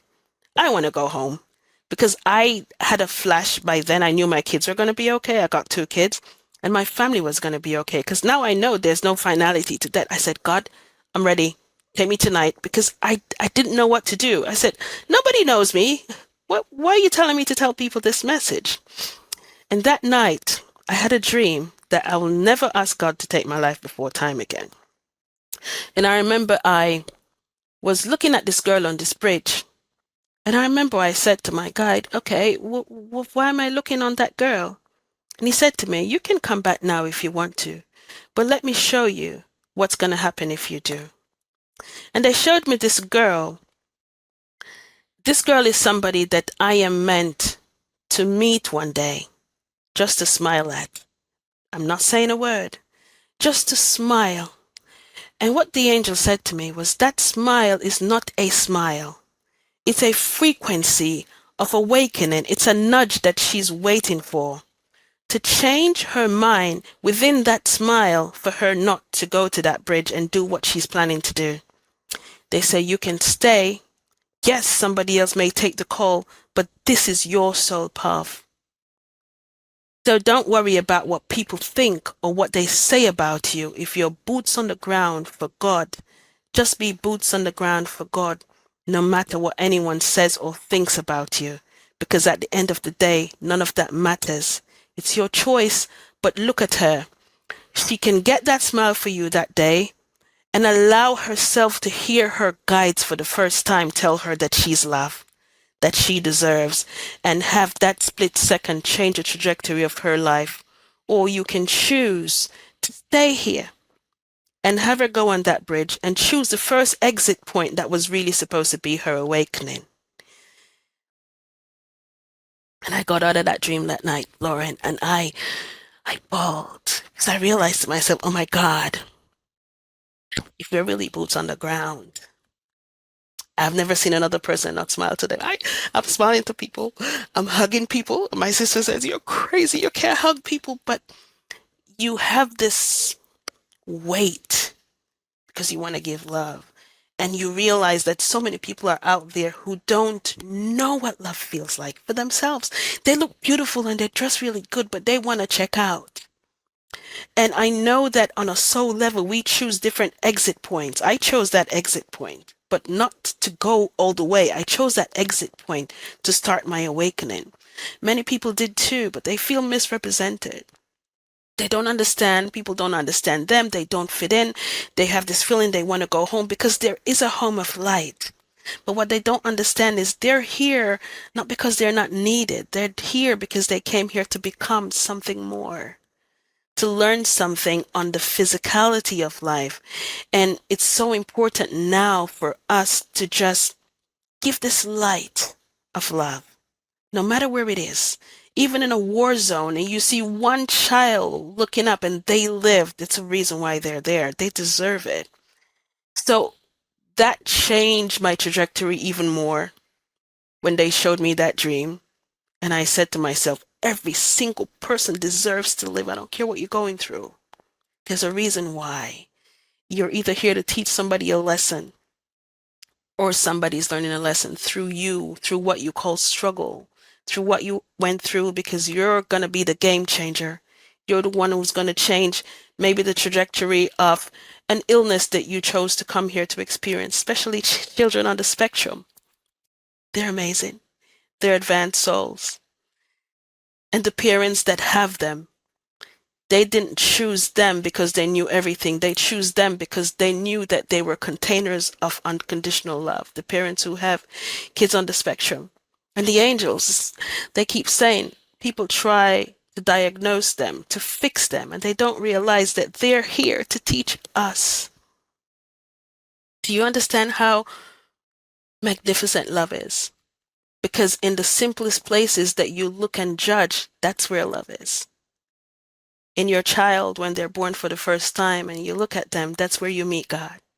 In the nurse that saved your life, in the person who smiles at you, you meet God every day.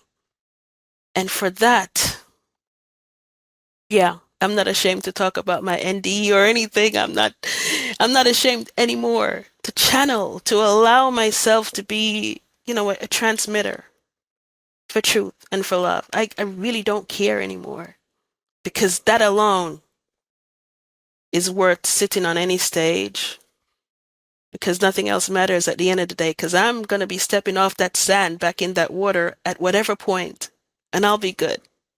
And so will everyone else. So for the world who's talking about doom and gloom and chaos, for once, it's going to be okay. There's going to be peace. I keep seeing this world where people don't even know how to judge anymore. They can't judge themselves even if they tried because they just know better. And the younger kids who are coming, they know better. They're going to be really good leaders who took the trip. These kids know how to take that trip because they don't allow themselves to be contained or led by the things that limited us in our age group, tells us that we can't, or we're doomed to hell, or we're going to be burning somewhere.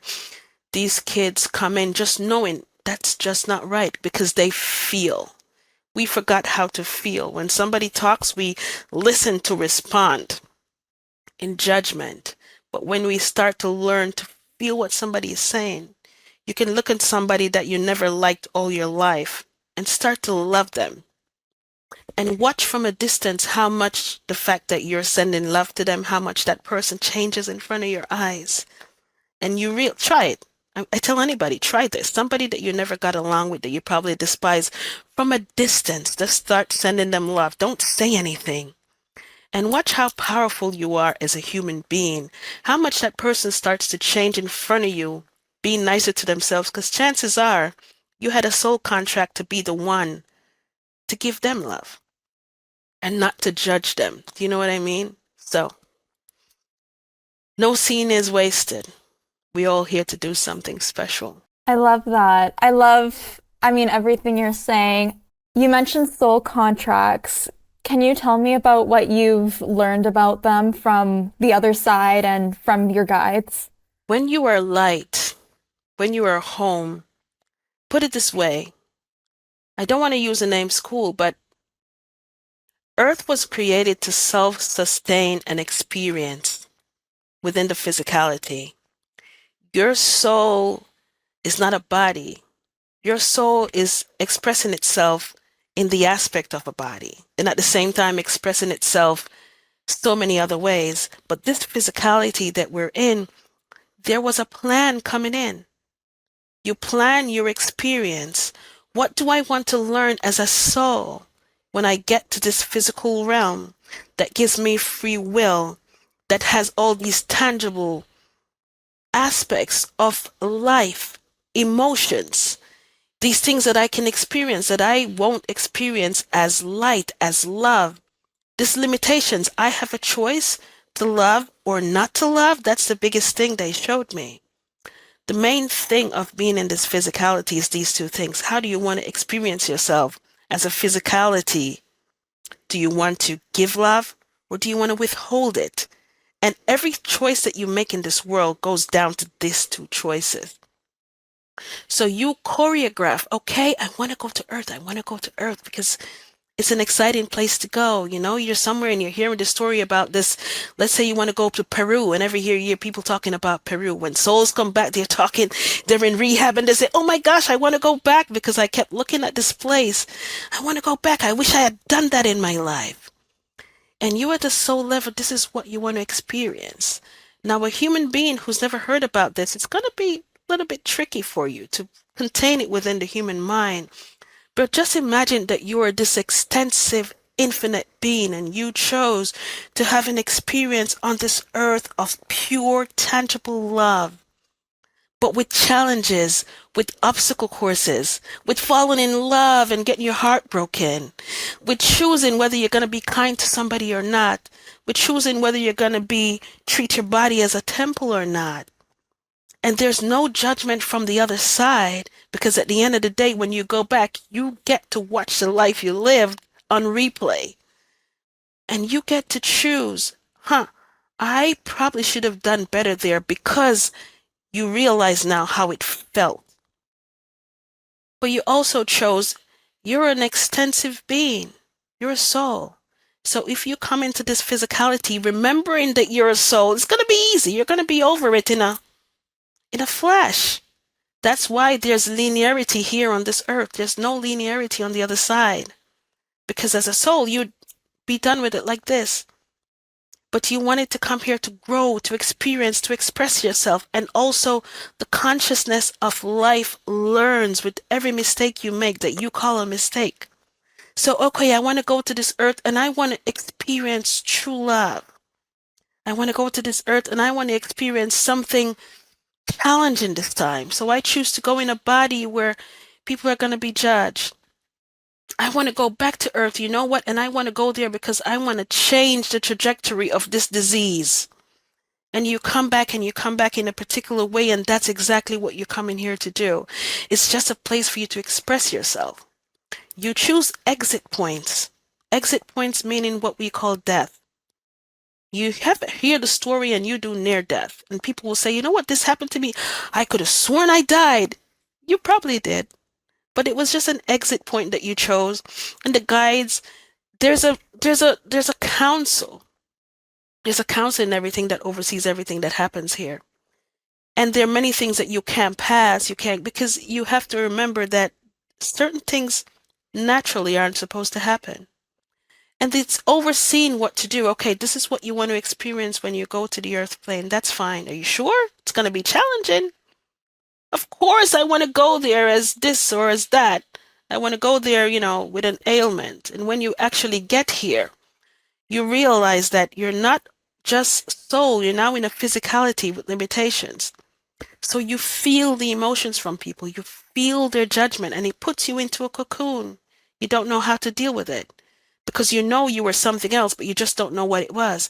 Why is it that I'm on this earth and people judge me so much? They don't understand me. But this is the route that you chose. But along the way, remember that you're guided. Along the way, there are points that are there for your awakening, to spoon feed or to, let's say, awaken a particular DNA that allows you to slowly remember, I can do this. It's just a nudge on the shoulder. And like resetting your GPS to say, you're always going back home, but while you're here, let's have some fun, okay? It's not that hard. Instead of wanting to live that life and recycle, let's leave that here. Let's start something new, a new job. Let's go to a new state. Go to a new country. When that happens to you, it's your soul trying to redirect you to somewhere more excited. Because you didn't come here to be in a finality, to be struggling, to be in pain.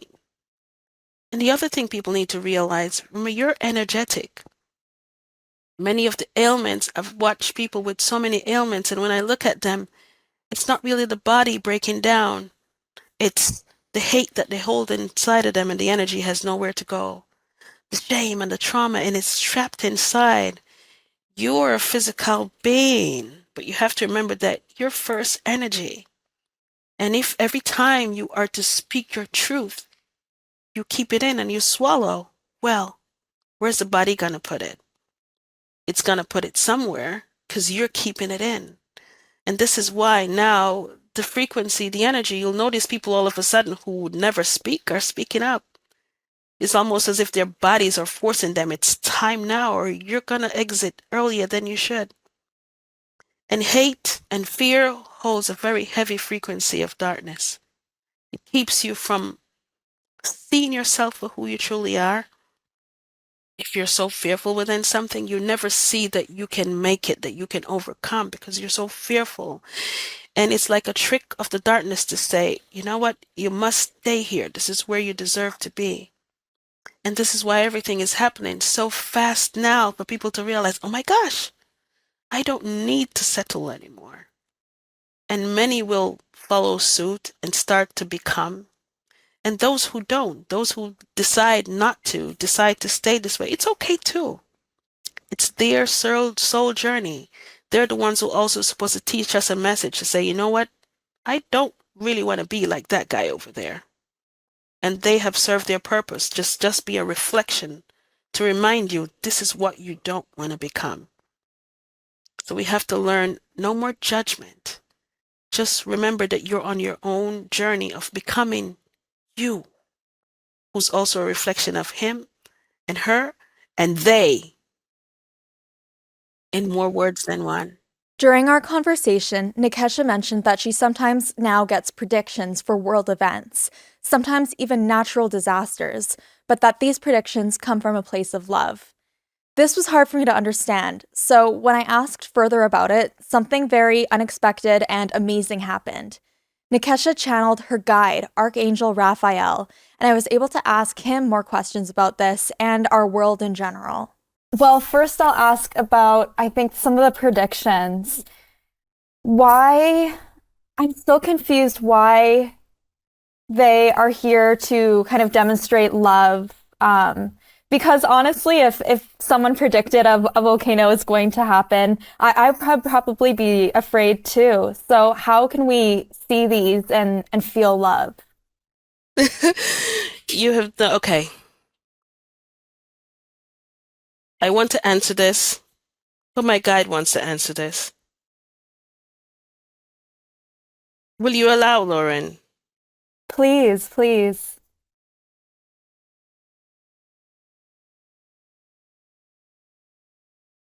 Lauren, we bid you gratitude. This is Archangel Raphael.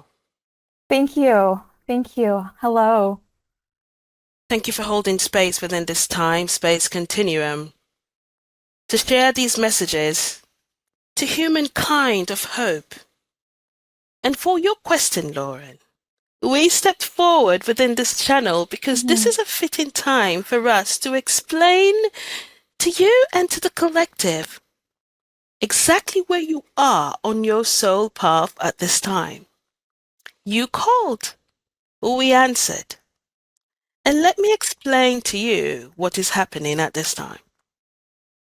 The earth has always had, and people call exit point, but the earth has always had a tilting period within the realms, within every lifetime.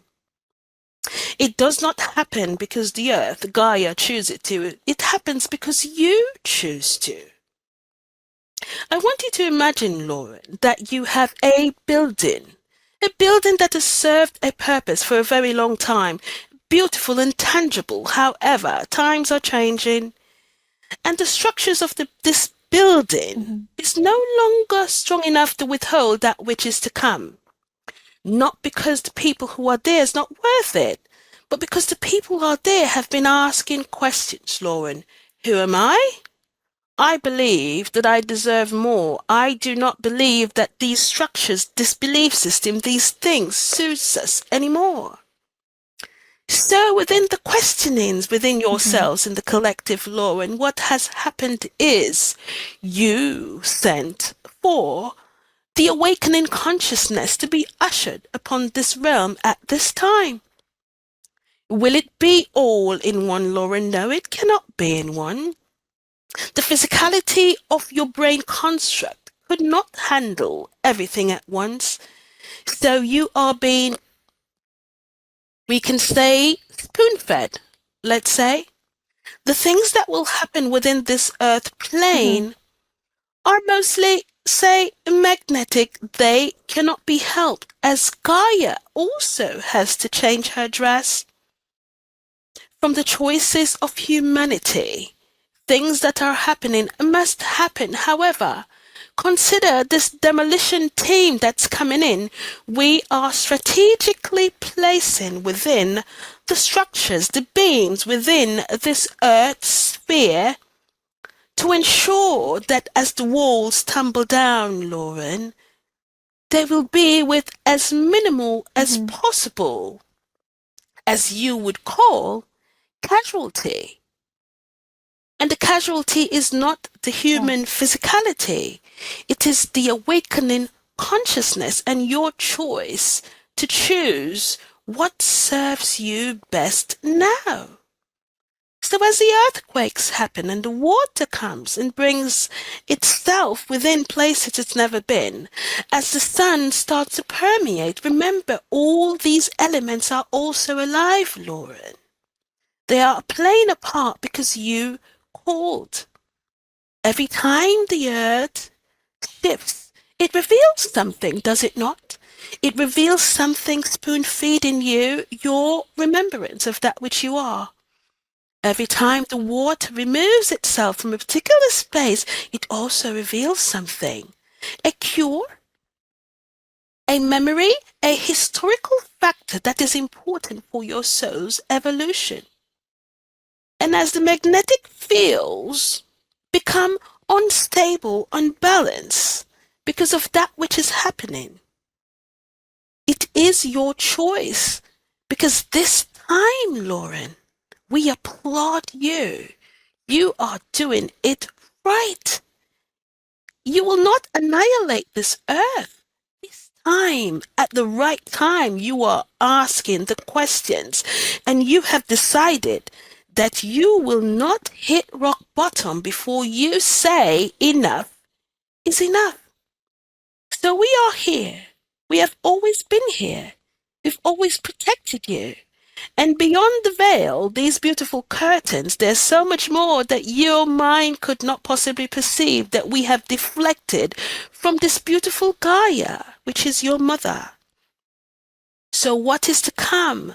Remember, they are merely distractions to turn you away from the light which you are turning to now to redeem your truth and your power. Remember, there is darkness, there is light. One must exist with the other. Life is about the true, beautiful balance, Lauren, and not leaning too much to one, leaving yourself open to destructive habits, choices, and thoughts. Do you have questions, Lauren? Well, thank you so much for joining me. This is very unexpected and I'm very happy to talk to you. So, we need both darkness and light. Can you tell me more about that? Lauren, everything began from darkness. Darkness is not as the collective has structured to be that which is to be feared. Everything from creation came from within a darkness, Lauren. And the darkness that you are expressing at this moment is the darkness of greed and anger and chaos, which the collective has chosen to experience. We gave it not to you. There are souls who carnated here who decided, I want to experience life as a predator, and the choice they have, the choice they live. You focus on that which you live in reality. And that is the frequency which is playing out and trying to balance itself at this moment. But know, Lauren, that we are sending a frequency of balance within this plane, an amplification of the feminine energy within the earth's sphere, that the mothers and the sisters and the grandmothers will finally stand up to say enough is enough. My voice must be heard. My children must be saved. We must be at peace. No more struggle. This is that which, the phase you are now in, our dear Lord. Thank you. How can we alleviate more suffering? How can we create more love? Beautiful question, Lauren. This goes to you. This goes to the entire earth. Listen carefully. Before you can give anything that is tangible anywhere, you must firstly give it within. This one way took her through a series of self-healing. In order to understand that which you want to receive from the earth, you start from here. We love to give this demonstration. It is a journey you must take. Every human being should consider this. It's not a very long journey. It's quite short. However, it may be treacherous, Lauren. Let us paint you a picture. We ask every one of you to reflect a treacherous journey, one which you have owned many stones along the way and made it a very rocky terrain as your guides and supporters within the extraterrestrial realms, and your neighbors have charted smooth. You have chosen because of pain, hurt, or experiences that you have been honing here within your lifetimes. And what you have done was owned these experiences so much that they have become real. They have become your reality.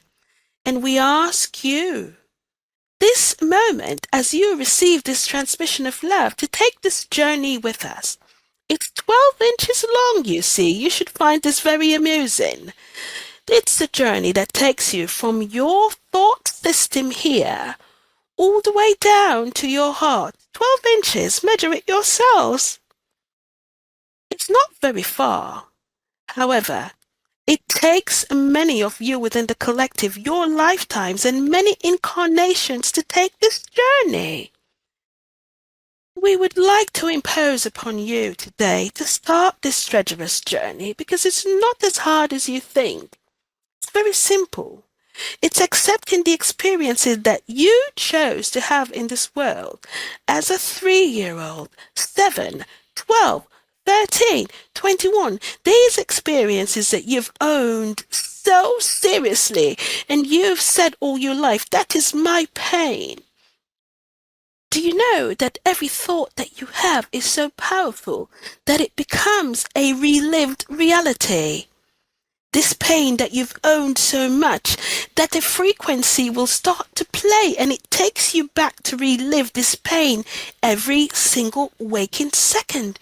You've never left where pain was. You've never left where hurt and shame and disdain was.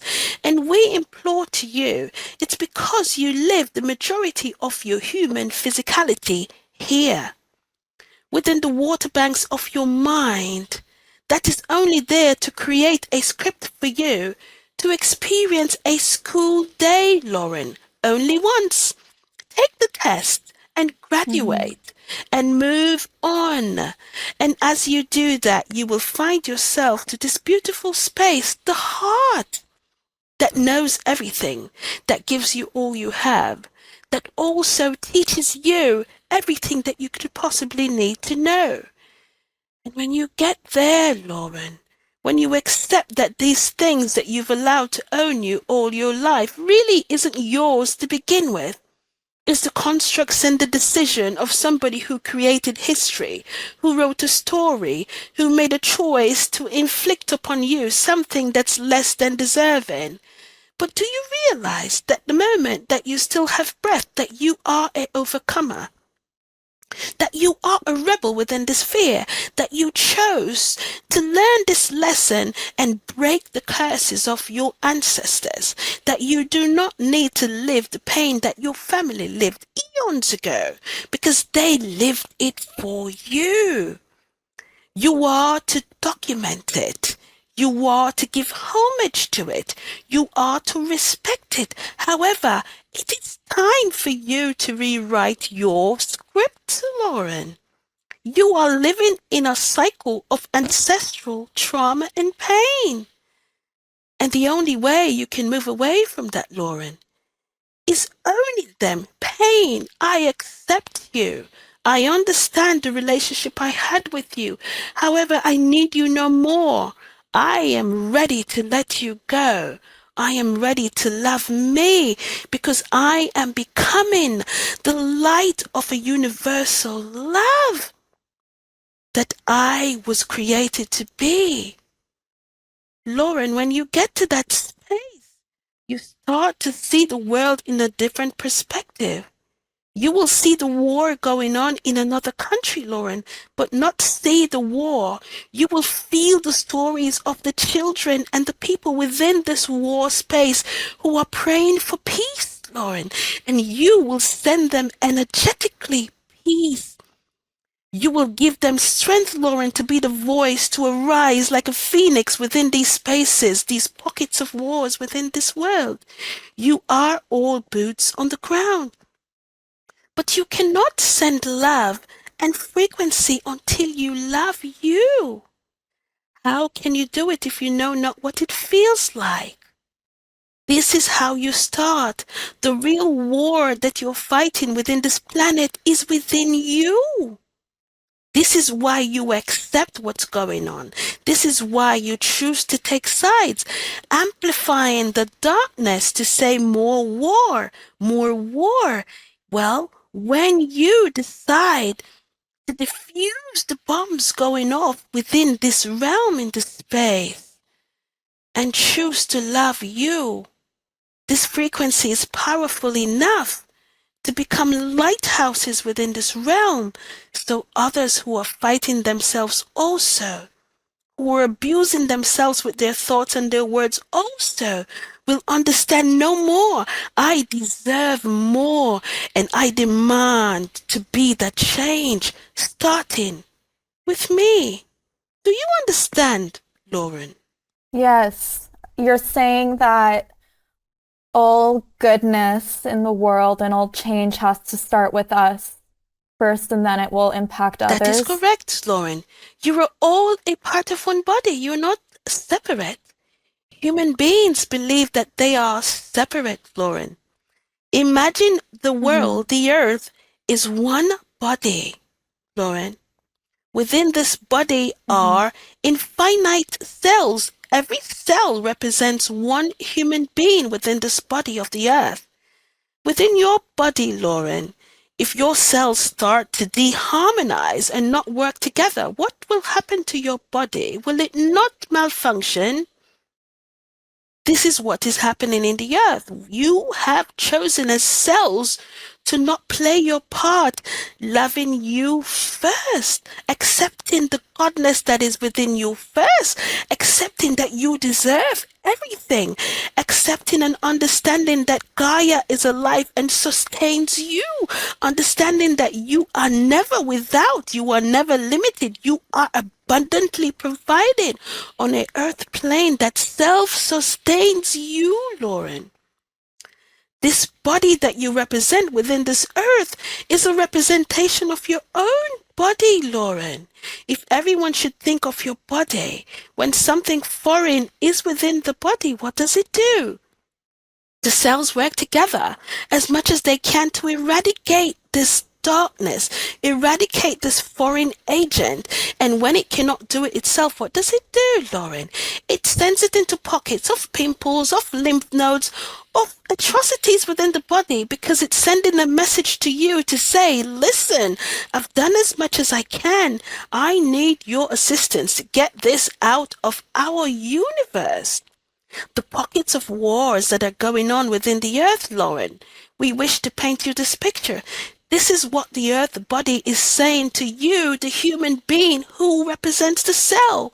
That listen, we have done as much, but because you have chosen not to love yourself, because you've chosen not to love your neighbor, because you've chosen also to judge, we have done as much as we can, but the darkness is infiltrating itself in pockets and pockets of wars, of injustices, of atrocities, of so many things that your human brain could never consume.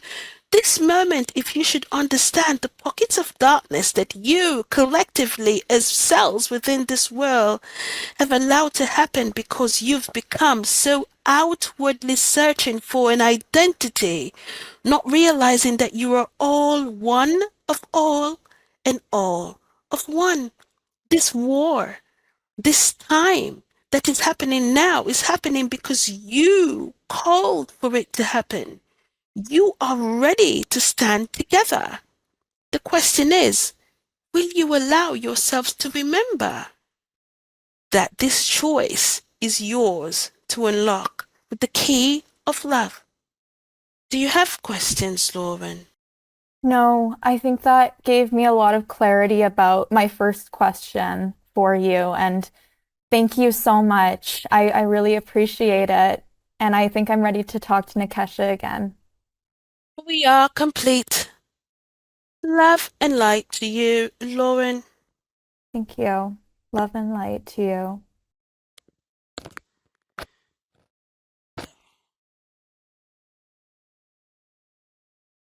Hi. Wow. That was amazing. Okay, so normally I don't remember what was said. I have to do the rewatch, but did you get your questions answered? Yeah. Okay, good. Yes, absolutely. Good. What's that like for you to experience? It's a rush, and usually what I've noticed now, if it is from the angelic realm, I am within the clouds somewhere looking at this crystal city that I really want to go to. Yeah, Really? and then I remember I channeled Gaia before once. So amazing. And I was placed in this garden. It was so beautiful. So I'm usually, I think, distracted somewhere. And I Yeah. hear the questions, but by the time I'm back here, I don't remember anything that was happening. I'm not hearing what they're saying to you. But I come back, Yeah. It I'm was tingly, I'm buzzing, but I'm okay. wow. Well, thank you. Thank you for that opportunity. That was I've very exciting. I've talking spoken to channelers a couple times. I always get nervous. I find it intimidating to talk to Archangel Raphael, but Don't. um Yeah. No, it's yeah, okay. very understanding and Yeah. I'm just grateful. You Thank get a you. feeling of love that it's gonna stay with me for a couple of days. It's a high of love because it's Oh, infinite and you just feel at home.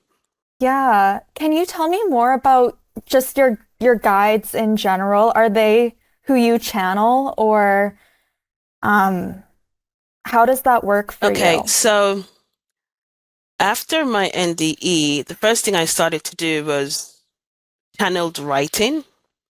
And I was kind of guided to Mm, do that. One day I was meditating, I put pen to paper, and my hands just started to move.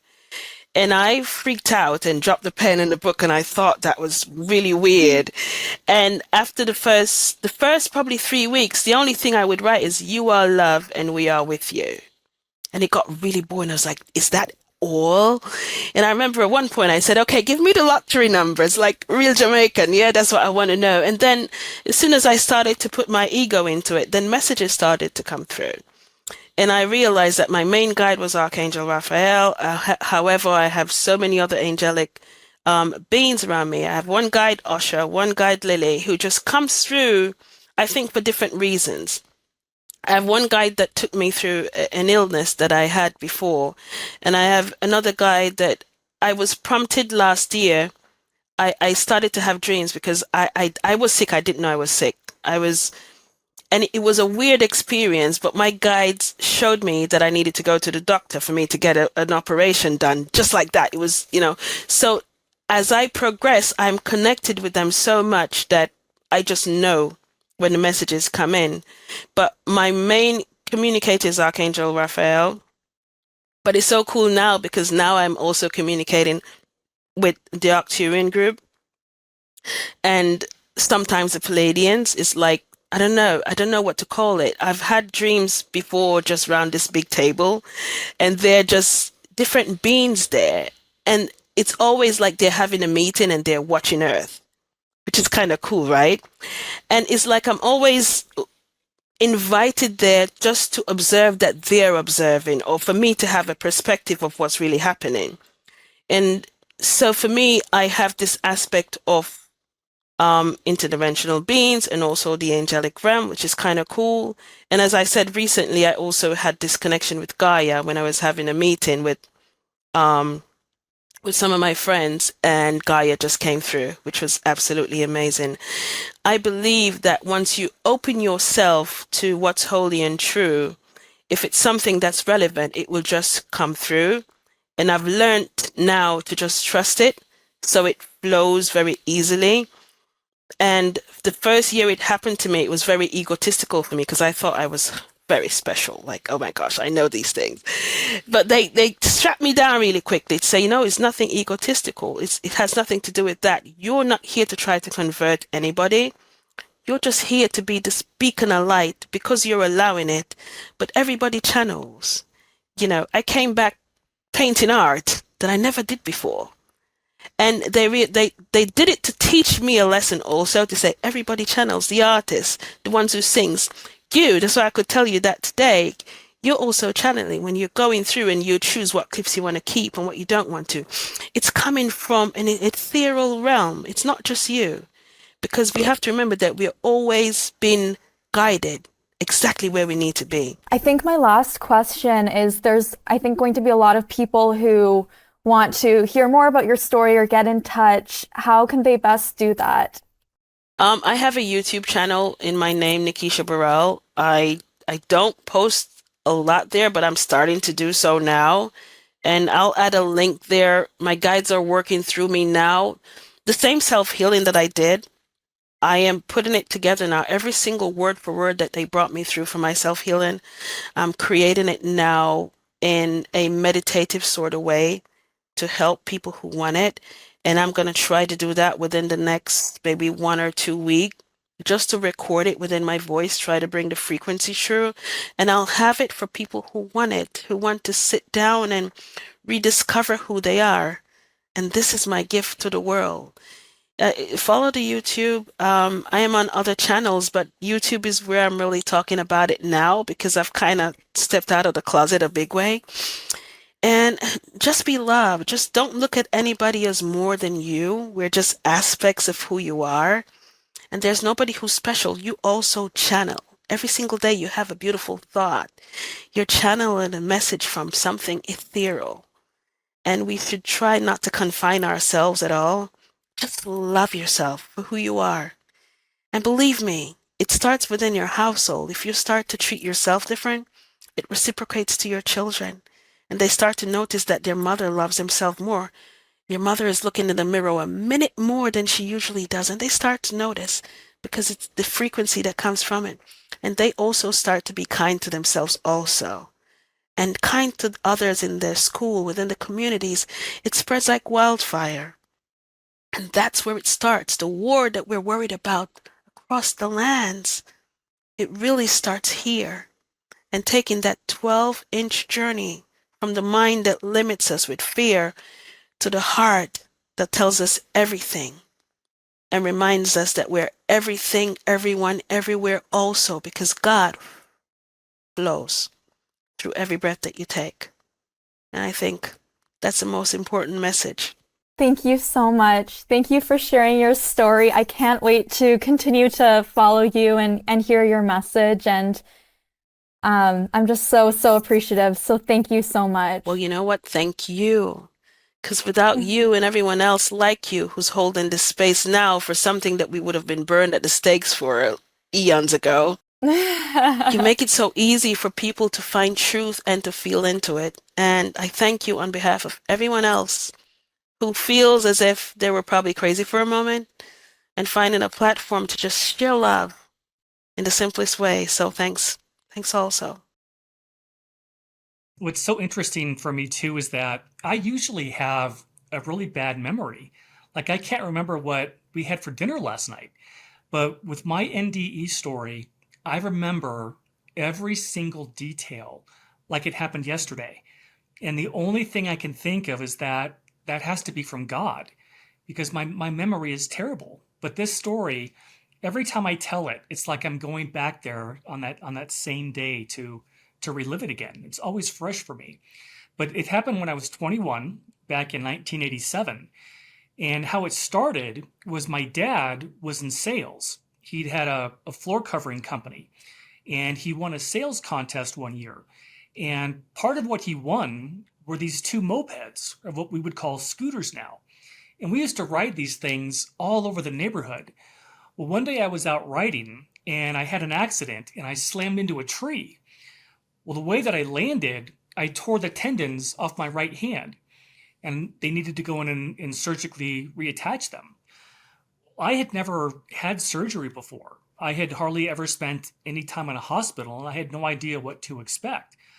So my mom drove me down and we get to the clinic and we go in and they start to prep me and they start to give me the injection for the anesthesia.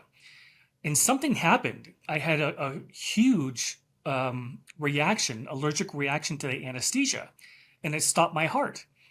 And I physically, clinically died. And that's when I had this whole experience that we now call an NDE or a near death experience. And that's how the whole thing started. That's only for some further cemented my fear of those e-scooters traveling around. Yeah, I know Oh boy. it was just a stupid accident, and I lost control of the Oh, bike and just hit that tree. But if I didn't, yeah. none of this would have ever happened. I mean, that is very true. So, I mean, let's go into the NDE. Did you go through a tunnel? Did you float Well, out of your body? What happened? here's what I want to tell your audience, your listeners about. You know how you hear a lot of times we hear about a traditional near-death experience where the person has an accident like mine, or they have something happen during surgery and they physically die. And they find themselves floating above their bodies, looking down, and then they become aware of a tunnel and they start moving down this tunnel. And at the very end, there's a white light. And as they're moving down the tunnel, they're met by somebody, typically a family member, a loved one, a friend, somebody who passed before them, and tells them it's not your time. You have to go back. So we have never known what is on the other side of that white light. Well, what's so interesting about my experience was that mine started on the other side of the white light. So when I first start talking, I'm on the other side of this white light. So what happened, the second that my heart stopped and I closed my eyes, I woke up and I was standing in the most beautiful building I had ever seen. It was this huge, long building. It was so long, I couldn't even see the end of it. It could have been miles long. And it was made of white, polished marble, just absolutely gorgeous. And on the right hand side of me, again going all the way down as far as I could see, were these white marble columns, just like you see in Greece or Rome, maybe 20 or 30 feet high, all the way down, beautiful white marble columns about 6 feet apart. In the middle of this building were tables, like just like the size of a person's average kitchen table. And they went all the way down about 6 feet apart. And on the left-hand side were these tunnels. Well, right about then, in my left ear, I heard, "My name is Alan. I'm your spirit guide." Well, I didn't know anything about what a spirit guide was. I had no idea. Nobody had ever talked about that back in, the mid 1980s. But apparently, all of us have spirit guides. And what they do is they help us plan our lifetime. They help us create the experiences that we want to have to learn what we want to learn. And they're with us throughout our entire lifetime. Well, what happened is Alan, my guide was with me during my entire process of this NDE, and he was telling me everything that I was seeing. So that's how I was able to remember everything so well. He told me everything in my ear. Well, he told me that the building that I was in is called the Orientation Center. Remember when I just mentioned those tunnels on the left-hand side? Mhm. Tunnels, these tunnels were made, they looked like they had been cut out of solid marble, like perfect 90-degree doors. But they were black. It was like looking into space. And again, going as far down as you could see. And my guide said, look at the next tunnel. So I looked up, and there was a gentleman that was coming through this tunnel. And he was doing this. He had his right hand on his chest, and he was an elderly man, probably in his 80s or 90s, and he had lived a long life. And my guide said he just passed from a heart attack. So every one of these tables, they were in the middle of this huge building, were two people, and they were what my guide said are called orientation counselors. And every single table had two of these counselors, and they were right in front of these tunnels.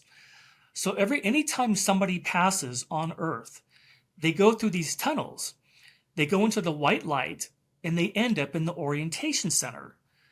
Well, there was a woman, she stood up, she walked over to this gentleman, she took his hands in hers, and she walked them back to the table, and they sat down from each other. She held his hands the entire time, and she started talking to him. And my guide said, these are called orientation counselors. What they do is they help people remember where they're from. Because a lot of times when we come into a lifetime, we forget where we're from. In fact, I've only met a handful of people that ever had any memory about where we're really from. Because we're not from Earth. None of us are actually from here, because this isn't our home. We're only here temporarily. So that's what these orientation counselors do. They help people remember that you just finished a lifetime, you passed, and now you're back on the other side. Well, my guide said to watch him. So I was watching him, and this orientation counselor, she was talking to him, but I was too far away to hear what she was saying. But he was just simply being told that you finished your life, you had a good, productive life, now you're back home again, you're back on the other side. And all of a sudden, he began to change from an elderly man into a young man in his early 30s. And I don't know, I never thought to ask, why are we in our 30s? I don't know. I don't know if it has to do with anything about Jesus when he died, if he was in his 30s. I have no idea why, but we're all in our 30s on the other side. So as she was talking to him, he began to change back to who he really, how he looks on the other side, how he really appears. Well, all of a sudden she was done, and he stood up and he walked off to the right, and he walked between two columns. He walked down 3 steps, and he walked into what I call the gardens. I don't know if that's what people on the other side call it, but that's what it looked like to me. He walked into these gardens, and it was the greenest grass I had ever seen, and flowers and trees and plants. It was absolutely gorgeous. The most perfect manicured garden I had ever seen, kind of like what you see in England. It looked like that. And there were all these people there. And what was happening was all these people, he knew all these people that had passed before him. Family, friends, parents, grandparents, uncles, everybody was there to greet him. And my guide said, everybody has a reunion. Well, what still blows my mind to this day is when I was in that building with the orientation center, all those tables, they didn't have computers on them. There were no papers, there were no computers, there was just, so I don't understand how they knew who's coming through, but they do. Somehow those people, those counselors know who's coming through and when, because somebody told all these people that this gentleman was coming through, his lifetime was about to finish, and is going to be coming home again. So they're all waiting for them. And that happens for all of us. every time we pass, all the people that have crossed before us and all the people that we knew on the other side, they're all waiting for us when we get there. And everybody was clapping and applauding and hugging this man and saying what a great job he did. And what I found out is that the reason that's a big deal is because coming to Earth is a huge deal. This planet is one of the hardest of all the different planets. And when we come here, we all know we're going to go through very difficult challenges. We've all gone through hard times. It's almost like every one of us faces our own Mount Everest. We all have these mountains we have to climb in life. And there are many, many souls, from what my guide told me, who don't want to come here because it is so hard. There's just a lot of things that we have to go through while we're here. And all these people were there to reunite with him and to tell him what a great job he did and that he's back. And all of us will have that extraordinary reunion when we finish our lives. Well, that was the orientation building. And then what happened next is that my guide Alan took me to all these different places on the other side. It was only a small area. I don't know where I was. I don't know what they call it, but he took me to a place that was, it was kind of like being on a college campus where they have all these different buildings. And one building is your psychology building. This building's your history building. This building might be your science building. Everything's in one general area. That's kind of what it felt like, that I was in this area where all these different things are going on. And wherever he took me, it was really, really busy. There were people everywhere. So what he did is he took me to the outside of these different buildings. And then he took me to the inside. And he wanted me to be able to describe to people what I was seeing. So that's how then everything from here starts unfolding on this journey. I just love the idea of the reunion, and I feel like that will really resonate with a lot of our viewers. And I mean, anyone who worries about this kind of stuff, because I mean, that's grief. It's you miss people and you worry you won't see them again. And then this incredible revelation is that you will. And I'm just curious, you mentioned that you heard Alan's voice on your left ear. Did you see him ever? You know what, Lauren? I never actually looked. I never turned around. And I wish I would have, but I just didn't. The thing was that during the entire this whole journey he took me on, I didn't even know that I had died. The first thing, when I was first standing in that building, when I first got there, my very first thought was, oh my God, I had no idea the hospital was this big. I had no idea. So he's taken me to all these different places. And on the other side, they actually have form, just like we do.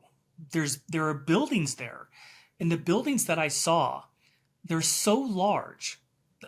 We have nothing on Earth that compares to the size of these buildings.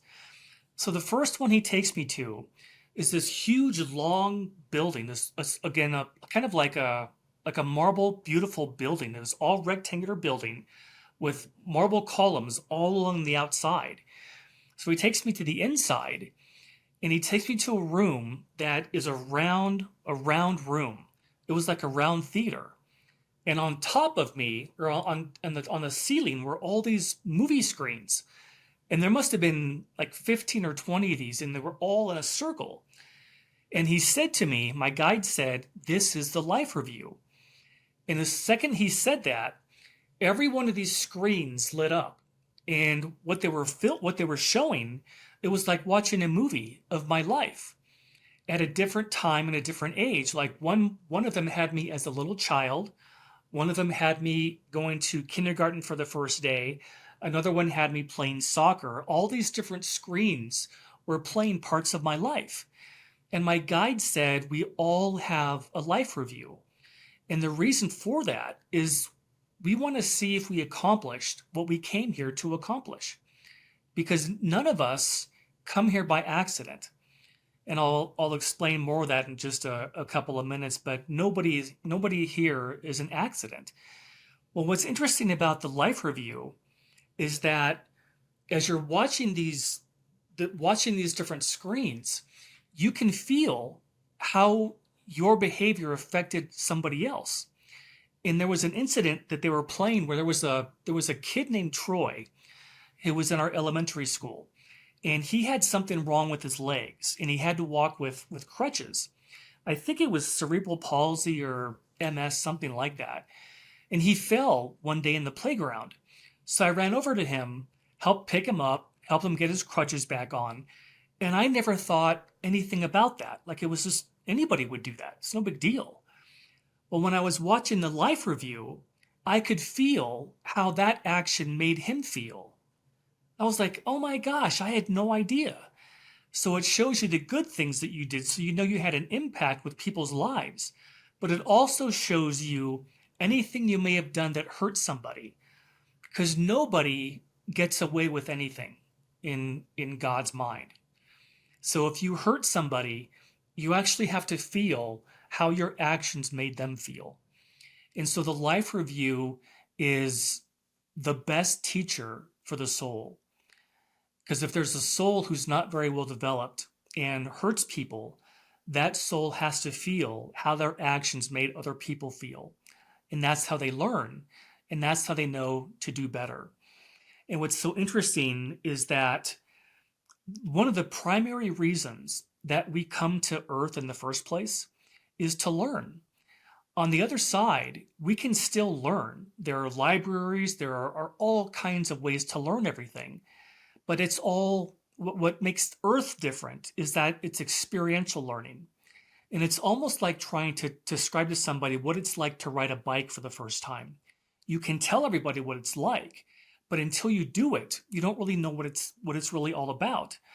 And on the other side, our lives over there are the only way I can describe it is it's like they're perfect.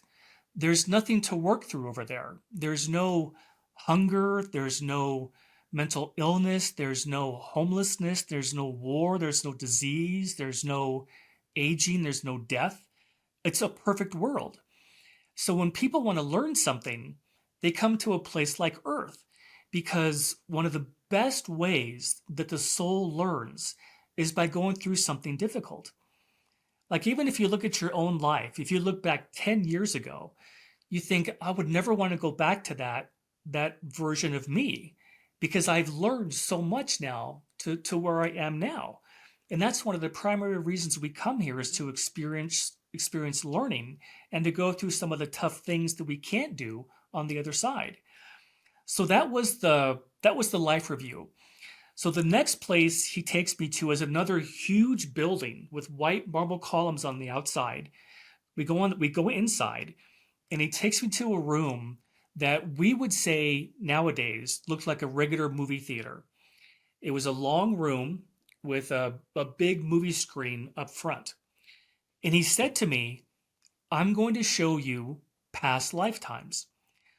Well, this was hard for me, because I don't know if I mentioned this on some of the podcasts you've seen me on, but I was raised Catholic. My dad was very Catholic. We used to go to church 2 or 3 times during the week, and then also on Sundays. So I grew up in church, and nobody had ever talked about past lifetimes. It never even occurred to me that it was even possible. What I realized with my NDE is that we have been around forever. Souls, I don't know if it's billions of years. I don't know how long it's been when God created all of us, but we have always been. And of course, we can have past lifetimes. That's what God set up for us. All these different ways to learn and to grow. And I think the primary reason for that is when God created us, he gave us all this kind of like spiritual DNA to want to always learn, to continue to learn, to grow, and to develop. Because everybody I've ever met loves to learn new things. I think as humans, we just like to learn new things. And that's why he set this whole thing up where you can have past lifetimes. So all of a sudden he says, I'm going to show you past lifetimes. And what happens is the screen lit up, and it was like watching a movie again. But it was me And the first lifetime was me. And it didn't look like I do now, because none of us look like we look in different lifetimes. But I just knew that it was me. And I had a shaved head, and I was wearing a red kind of a robe or a gown in a monastery. And my job in that lifetime was to teach little kids how to become monks. And that life occurred somewhere in Southeast Asia. And then the screen went blank. Then it started again. And this was another lifetime of mine where I was the only thing I can think to call it was a shoe peddler. I had a wheelbarrow, a wooden wheelbarrow with a bunch of shoes in it. And my job in that lifetime was I fixed people's shoes. I was kind of like the town or the village shoe fixer. And I would fix the shoes, then take them back to the people, drop them off. And I was pushing this wheelbarrow on a cobblestone road. And I remember that so distinctly. And that life happened somewhere in Eastern Europe. Then that one disappeared. Then the third one comes on, and it's me again, and I'm standing in a wooden boat, and it's either a lake or the ocean. And I had a bunch of nets, and I was tossing these nets in the water and then pulling them back up. And my job in that life was to help catch fish to feed the village. And all of a sudden that disappeared. And he wanted me to be able to tell people that we have as many lifetimes as we want to. And it's totally up to the individual soul. Nobody says, you know what, Lauren, you screwed this up. You've got to go back and do it again. None of that happens. It's totally up to the individual soul. Some people like to have thousands of lives, and some people don't. It just depends. It's totally up to the individual. So I thought that was really fascinating. I'm curious, when you were watching these lifetimes on the screen, did you feel really connected with them, or did you just know that they were your path because Alan told you? It wasn't, I didn't have all of my memories back when I was over there Yeah. because I hadn't actually crossed over totally. So when I was looking at it, they looked familiar, but Okay. I knew that it was me. I just didn't have any memory yet of those in the entirety of those lifetimes. I don't know how to explain that any better, but it's almost like when a person makes the final transition and they're over there permanently, that's when they get all their memories back.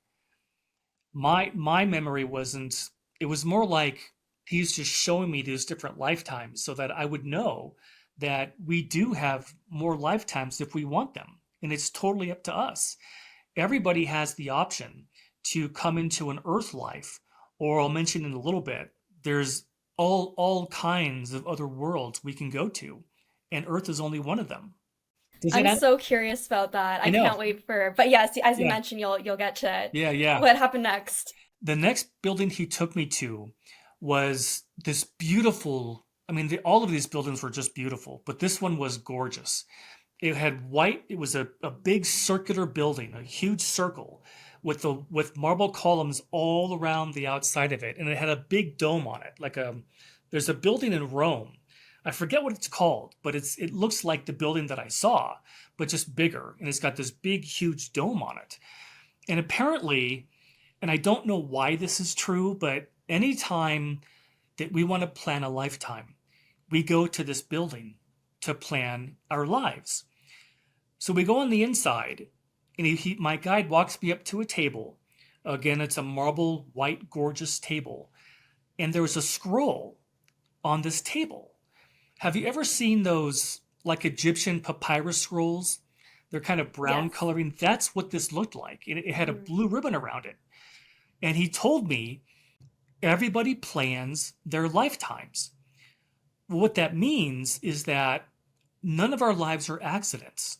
We actually plan what country we're going to be born into. What language are we going to learn? Are we going to have children? Are we going to get married? Where are we going to go to school? Are we going to have a certain career? And on these scrolls, every one of us has a scroll that we write all these things down about what we want to do for a lifetime. And have you ever had the experience where at the end of every year you make New Year's resolutions for yourself? Yes, yes, I of think, course. yeah, I think a lot of us have done that. That's kind of what it felt like. So I took the ribbon off this scroll and I unfolded it like this on the table. And I immediately could see that it was black lettering and it looked like calligraphy. You know the kind of writing that when you were a kid, you have those ink wells and those ink pens and you kind of write out the on these scrolls. That's kind of what it looked like. And he explained to me that we all plan all the major events of our lifetime. And when I went to try to read the scroll because I wanted to see what was on it, it folded up again and I wasn't able to read it. And I think the reason was because if I had known some of the things that I planned, I may not have gone through with that because we all have these different reasons for coming here and it's to learn lessons. Well, right about then, I looked over to my right and there was this huge wall full of scrolls. And I realized that every single person that was having a lifetime on Earth back in 1987 had a corresponding scroll on these walls. And when we finish a lifetime, we go through the reunion, we go through the life review, we can go back to this building, we can get our scroll off the wall and look at it and see if we accomplished what we wanted to accomplish. That's the whole reason we write all these things down on these scrolls. Well, I also looked at that point, I looked over to my left. And when I looked to my left, there was this huge sprawling window and I could see outside. And there was a walkway. And this is the first time that I saw all these different people. And this walkway was full of people walking back and forth. It was almost like, you know what it's like to go to a big city at lunchtime and you see all these people walking around? That's what it looked like. And they look just like we do. Everybody looks just like us. They have either brown hair, blonde hair, red hair. I mean, there's every race was there, every ethnicity. And on the other side of this walkway, I saw the most beautiful lake. To this day, I've never seen anything on earth as beautiful as what I saw. It was a round lake, beautiful round lake, and it was so still, it looked like glass.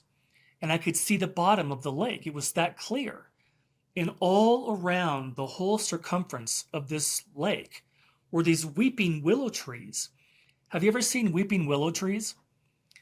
Mhm. They Yeah. have the ones that come down like this, and Mhm. they had all their leaves floating on the surface of the lake. It was Wow. absolutely breathtaking. And my guide said to me, he said, everything you like to do here on earth, you can do on the other side. The other side has mountains, oceans, lakes, rivers, plains, meadows, and everything that you like to do here, we can do over there. And I thought that was so fantastic because so many people are afraid that nothing happens when we die. But that's not true.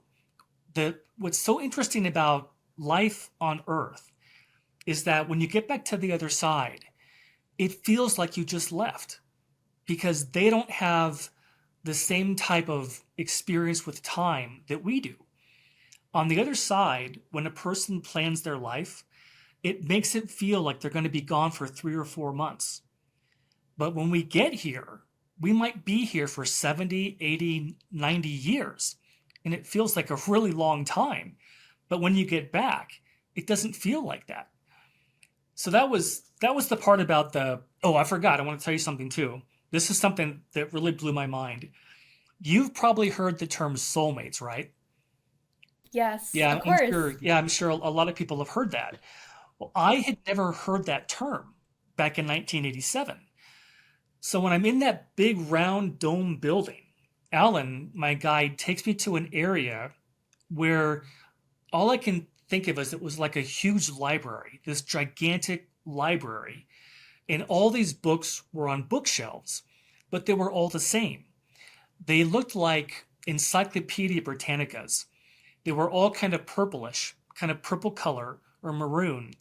And he walks me up to this shelf, and I could see that all these books, they were about this thick. maybe 2 inches, 3 inches thick. And they had writing it was gold color writing. And it didn't go across the binding. The writing went down. And every single book had a name on it. And the one he took me to was called Nina, Nina, in gold lettering. And he told me, that's your soulmate. And he went to explain to me that when God created all of us, he created all of us with a perfect mate. And it's called a soulmate. And that person or that soul doesn't always come with you into every lifetime. But we all have a perfect mate on the other side. So if you're on Earth and you're having a lifetime, you may not have planned to meet a perfect mate for yourself, because we all have different reasons for being here. And what these books have is every one of us has these books. And inside of it is everything about who we are when we're created, what our lifetimes have been, what we have learned, what we've experienced. And we all have one, and we all have soulmates. And I like to tell people that even if you didn't find what you would think to be your soulmate here on Earth in this lifetime, it's okay, because you have that person on the other side. They're always going to be with you forever. And we all come here for different reasons. We don't all come here to get married, to have children. We all have different reasons for being here. So that was what I call the building with the dome on it. Just beautiful. Do these soulmates, we always think of it as romantic on this side. Yeah. Is that always the case, or could it be non-romantic? I don't know. I don't actually know. All I know is that my guide said we all have soulmates. It's like your perfect mate, but he didn't really give me any details. I kind of got the feeling that that's what you would call like your husband or your wife. It would kind of be like that kind of a relationship. And Okay, yeah. all I know is that we all have one. And I don't know, my first inclination is that the soulmate doesn't come into your lifetime with you. Because one of the reasons is that how we learn is when we go through interactions with people, how we learn by relating with people. And I think if you had your perfect mate with you in your lifetime, you would have nothing to learn by having a relationship with them. But when we're here on Earth, whenever we have relationships with people, we all learn things about ourselves.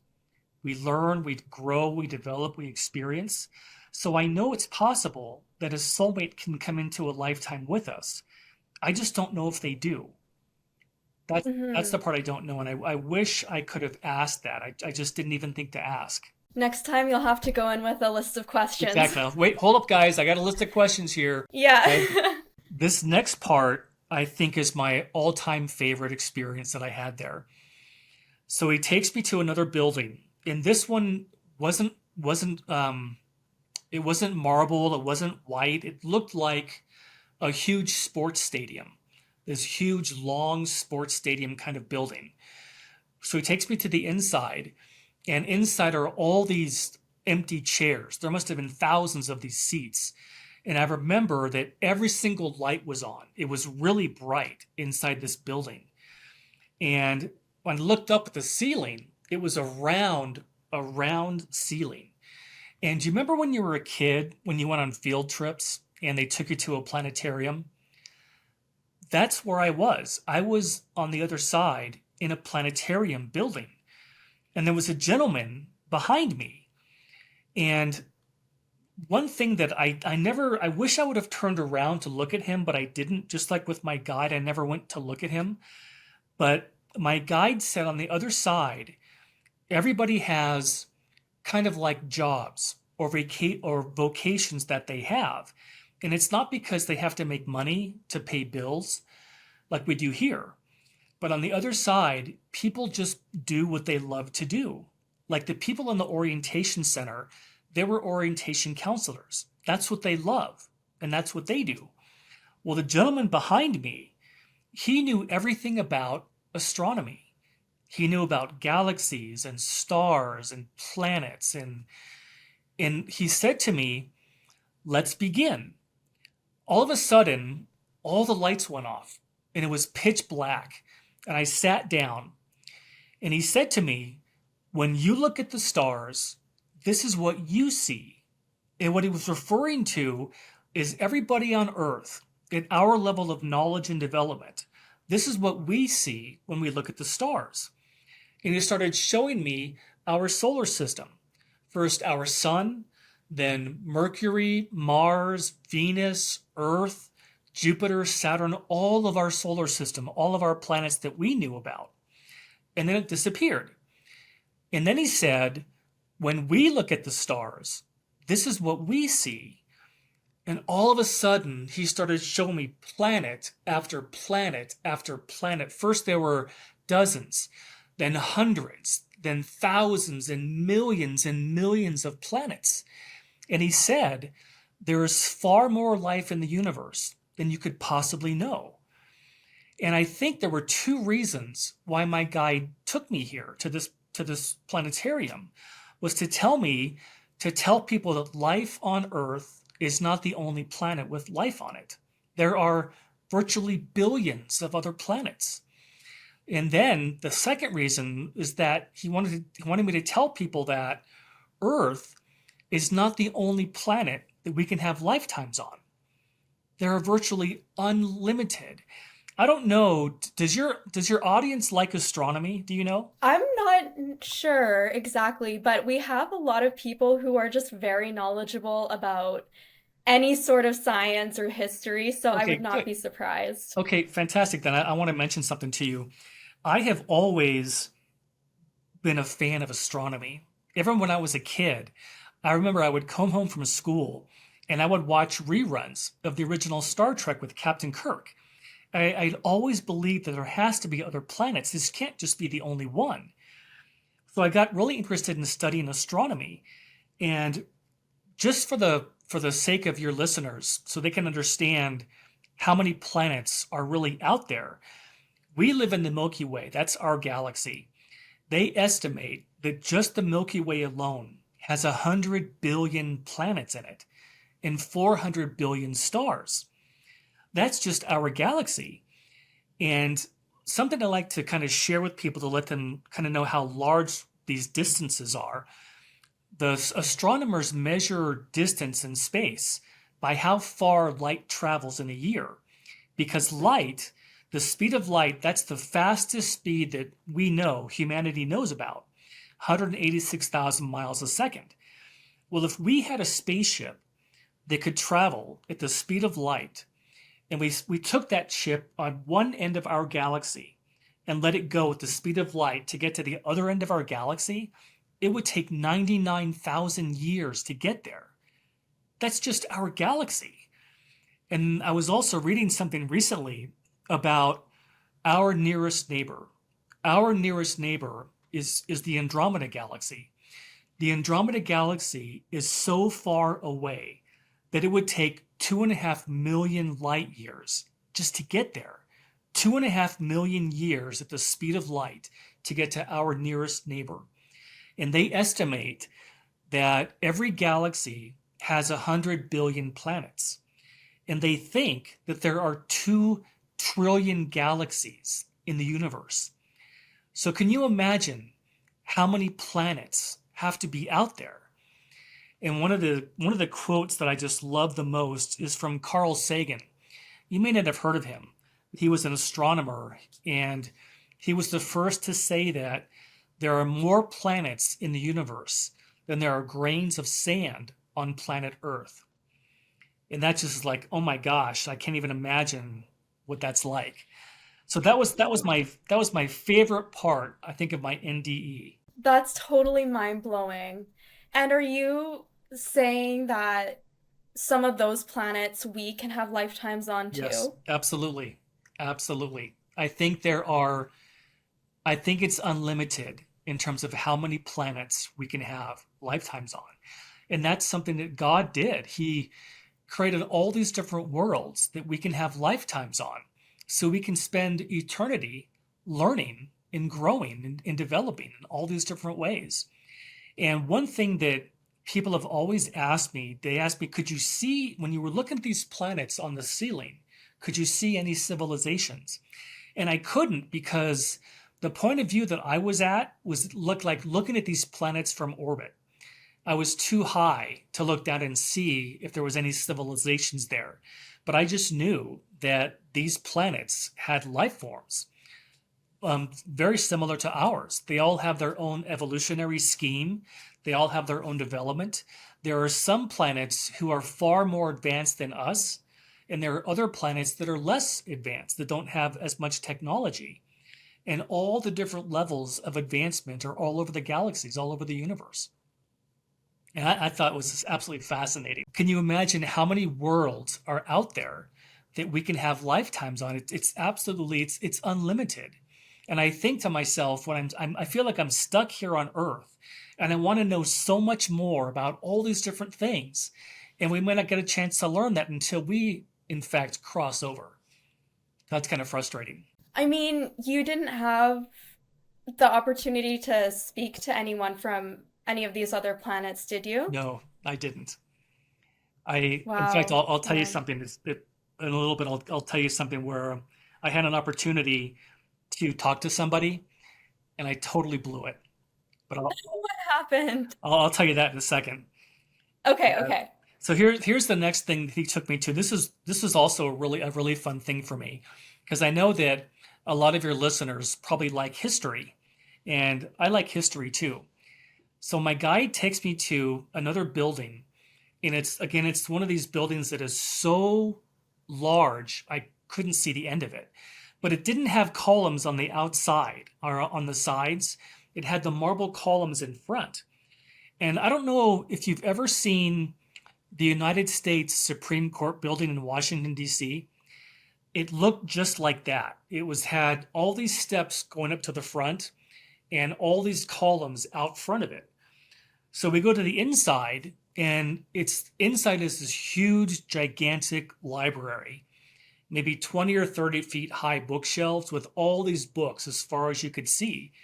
And my guide said, everything you ever wanted to learn, you can learn here. And the library was full of people. There were people everywhere. Some people were visiting, some people were sitting at tables talking, other people were looking for books. And he takes me over to the left-hand side of this library. And on the left-hand side were these rooms. They're what we would call today as study rooms, about the size of an average person's living room. So we walk up to one of these rooms, and there's a woman sitting there. She had jet black hair that went all the way down to her waist. She was wearing kind of like a purple robe or a gown. And she was sitting there with her back to me, and she was watching what today we would call a flat screen TV. And this was interesting to me because when this happened back in 1987, we didn't have flat screen TVs yet. We had these big hulking televisions that had all these components in the back that it couldn't fit on a wall. So what she was watching looked like a 50 or 60-inch flat screen TV mounted on the wall. And my guide said, watch what she's looking at. So I got closer, and I was watching what I thought was a movie. I thought she was watching a movie, like she rented a movie or something like we would do. And there was a battle going on, and it was Native American Indians on horseback fighting against United States cavalry, also on horseback. There was this big battle. And I thought, oh, it just must be a movie. And my guide said, she's watching real history. She was watching a battle that had taken place 200 years ago. And I said, how is that possible? We didn't have video cameras back then. How could she possibly be watching something that happened in history? And my guide said, everything gets recorded. And that made sense to me because on the life review, we can see everything about our lives. Somehow, it's a God thing. I can't even comprehend how that's possible. But our lifetimes are recorded, and we can watch them when we get back. So anything that you've ever wanted to learn about in history, you can go to this library, you can go to these rooms and you can watch on these screens what actually happened in history. And here's where I wanted to tell you about this chance that I had to talk to this person, and I totally blew it. So my guide takes me to another area, and he takes me to a castle just like you would see in England or France or Scotland, these big, beautiful stone-made castles. Well, on the other side, there are all kinds of ways to learn. You can go to the library, you can read, you can take classes, take lectures, you can go to these different rooms and watch history.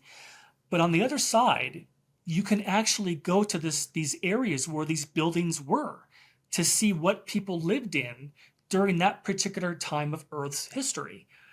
So he takes me to this medieval castle, and we go inside, and the first thing I notice is there's this red sprawling carpet throughout the entire castle, and it makes you feel like royalty when you walk in. And that's by design so that you could feel like what people felt like during that period in Earth's history. So we walk in, and on both sides are these huge walls. And on the wall were life-size paintings. And they were paintings of people that were royalty in that time of Earth's history. Like King George, Queen Anne, all these people had life-size paintings. So you could walk in, you could see what they looked like, and you could see how they dressed. And all the way down were these pictures of people who lived in this time period. Well, in front of every painting, there was a podium. And on the podium, there was a book. And this book is about that person's lifetime. So if you're on the other side and you didn't happen to have a life in medieval Europe, but you wanted to learn about it, you could go to the castle, see what they lived in. You could look at the walls and see what they looked like.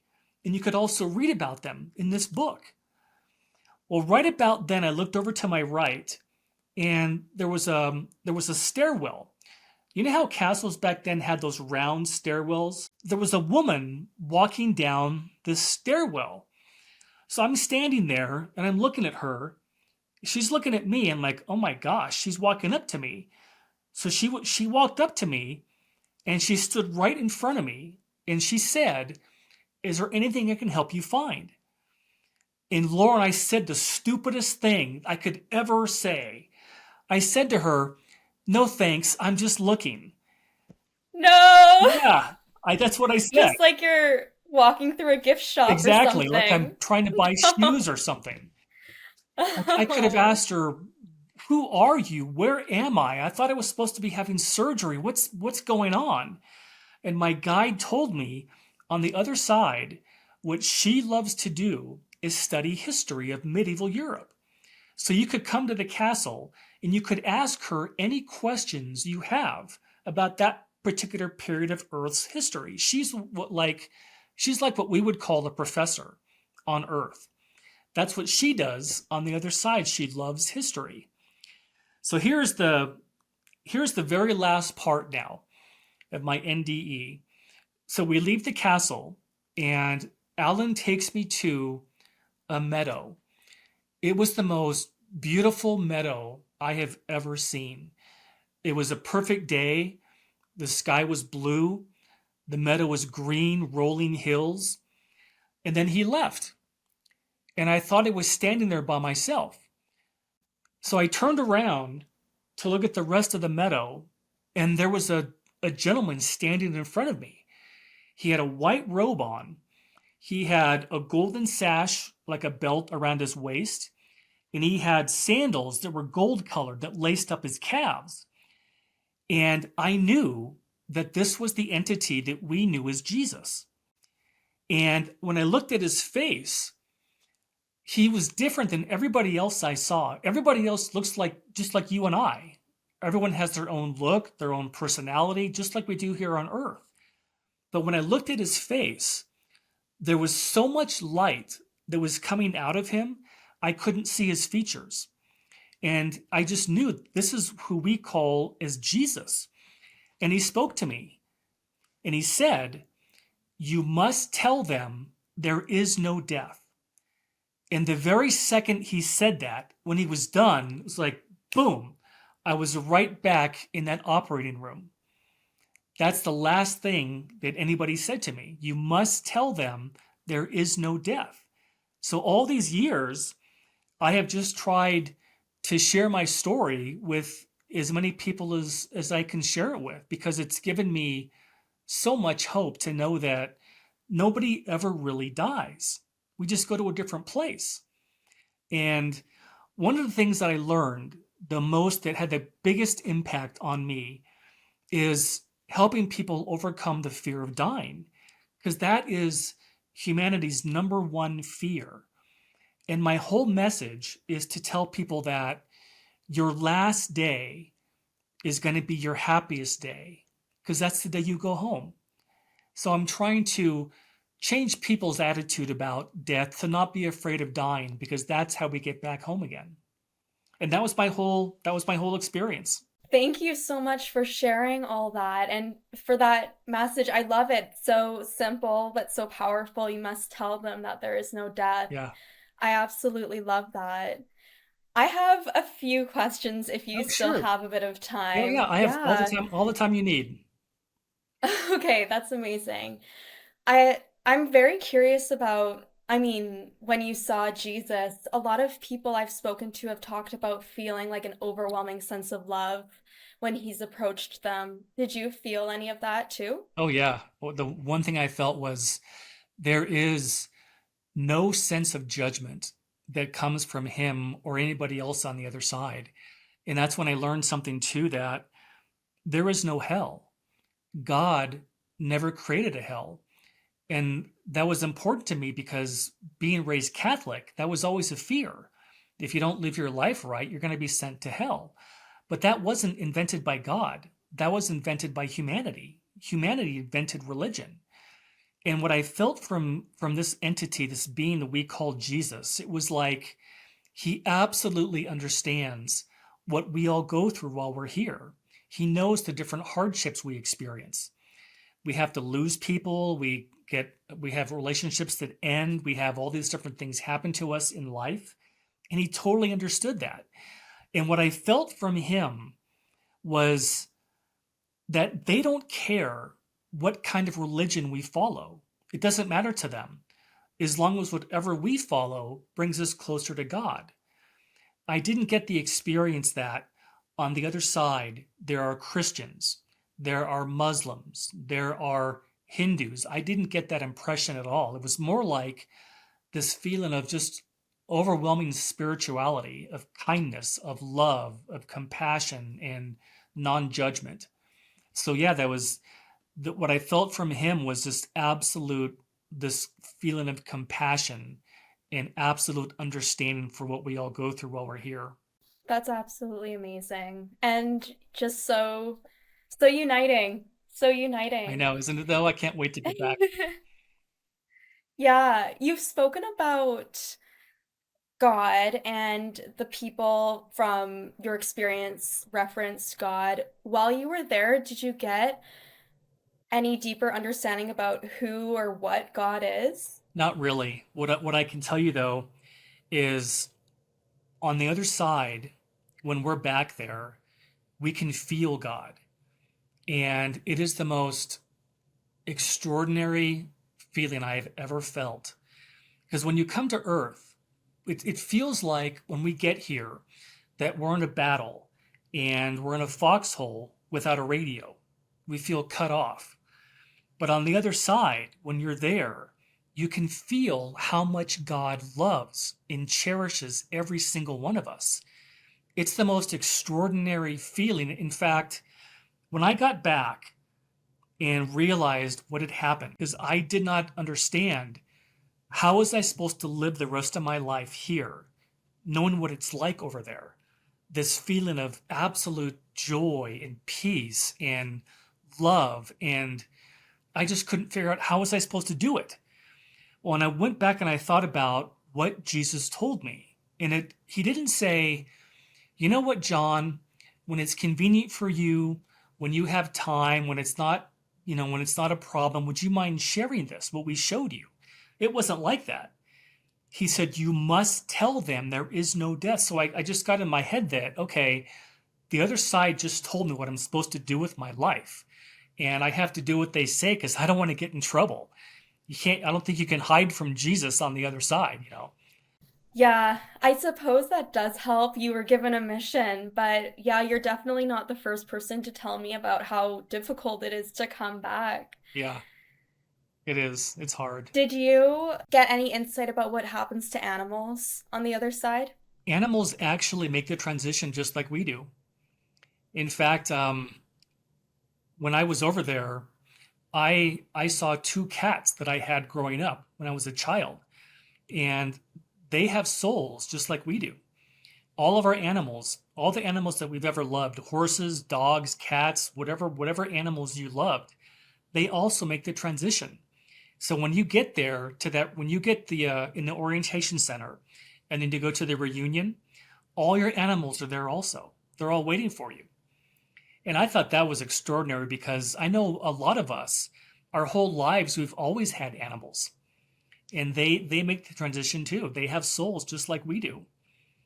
And that's extraordinary because you realize that God created little companions for us that we call animals that are with us for forever. I know we miss them, but think of it's just going to be great when we get back and we get to see them again. We never have to lose them again. I absolutely love Yeah. that.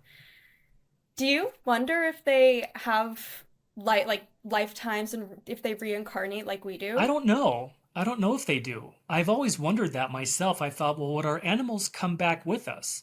But I don't know. I don't know if they do that. I don't see why they couldn't. I just don't know how that would actually happen. I don't know the logistics behind it. I do appreciate that you said that Earth is like one of the hardest things a soul can do. I'm Yeah. so glad that at least we're at the hardest level. Yeah, Like it's not exactly. going to get too much harder than this. Yeah, that's true. Yep. I I think that people in my comment section wonder a lot about that. Like, why do we have to come here to learn? Why can't we just know it all on the other side? You can, because nobody says we have to come here. It's totally up to the individual. But the thing that's so fascinating is that when you come into a lifetime, what we come here for is the whole purpose of learning and developing. Because when you're here, you experience the things that you can't on the other side. And when you finish your lifetime, what you take with you, what we all take with us, is everything that we learned. And just imagine, like, everything that you've learned up to this point in your life, if you were to cross, let's say you cross tomorrow, everything that you learned, that becomes part of you, and that you'll have that forever. There was a great line in the movie Gladiator. I don't know if you ever saw that movie with Russell Crowe, but in the No. beginning of the movie, there's a battle going on. Right before the battle starts, he says to his troops, "What we do in life echoes in eternity." So everything that you experience, all the hardships, all the pain, all the heartache that we all go through, there's a reason for it because it makes us better. It makes us who we are. And when you cross over and you go back home again, it's like you have all of those experiences with you that have made you more. And you think, okay, everything that I've learned made that lifetime worthwhile. I learned a lot from it and I became more. But it's totally, nobody ever says we have to go back. It's totally up to us. Yeah, that's comforting to know. And that it's also kind of interesting to know that like our soul chose this and our soul chose it because we can handle it. We can do it even when it's hard. I Yep. do love that. I think what the last question I have about your time on the other side is kind of just like as you were traveling through buildings and stuff like that, were you just walking like normal You know or were what? you I floating? don't know. People have asked me that Okay. and I don't know because we never walked anywhere. The only place we ever walked was inside those buildings. So I don't know how we got from the orientation center to The Life Review building, we didn't fly. We didn't walk. The only thing I can think of is that it's done by thought. Somehow we just ended up there. And it's got to be something that we can do on the other side. We somehow can, our thoughts are more real than they are here. Because you always hear about here on earth that you want to have good, positive thoughts because that will help direct your life. But we don't actually, if you think of a pink elephant, you're not going to just see one in your house. But on the other side, it seems like thought is more real than it is here. And because I don't know how we got from all these different places, it had to be thought. But that's a great question. I just don't know. That is interesting, though. Yeah, thank you for sharing that. I think my last question I have is about when you came back. What were the immediate few hours, days like after coming back, Yeah. and what was happening while you were clinically dead? Were people Yeah, panicking? yeah. What was the story They there? they shocked me. They did the whatever that's called. I forget what it's called, but they shock your heart, you know. And when I came back, I opened up my eyes and I said, all these people were looking down at me. I was like laying back and they were looking at me, and I said, "What just happened?" And I thought they were going to be able to tell me what I saw, what all these, who my guide was, what these buildings were, and but they said that we lost you. And I said, "What do you mean?" And he said, "You died. You actually died." So I told my mom, when I was driving back home with my mom, I told her everything that happened. And we didn't have any terminology called a near-death experience back then. It wasn't even talked about. It wasn't even invented yet that I knew of. But my mom had a book by Raymond Moody. I don't know if you've ever heard of him, but he wrote a book called Mm-hmm. Life. He wrote a book called Life After Life.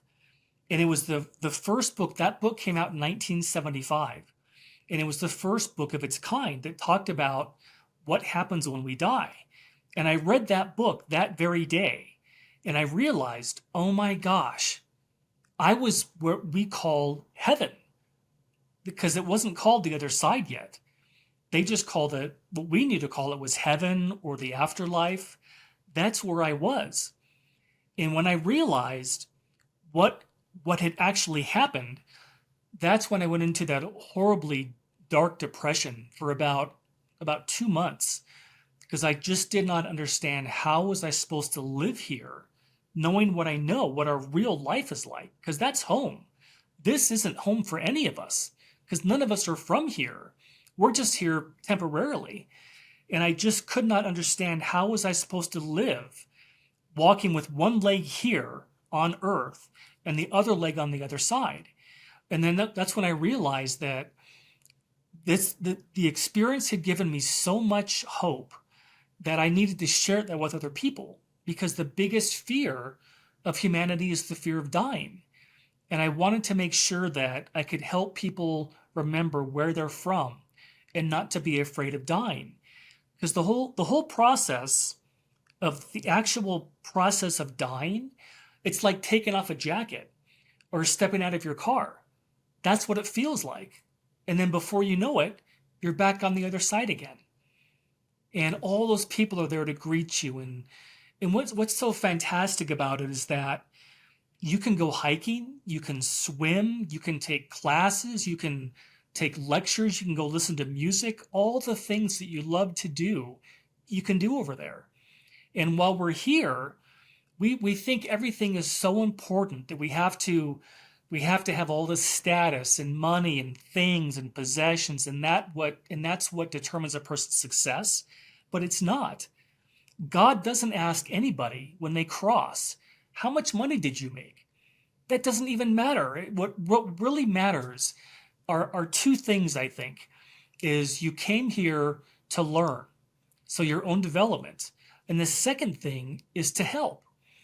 There's a great quote that I love from the Dalai Lama, and he said, our prime purpose in this life is to help others. And if you can't help them, at least don't hurt them.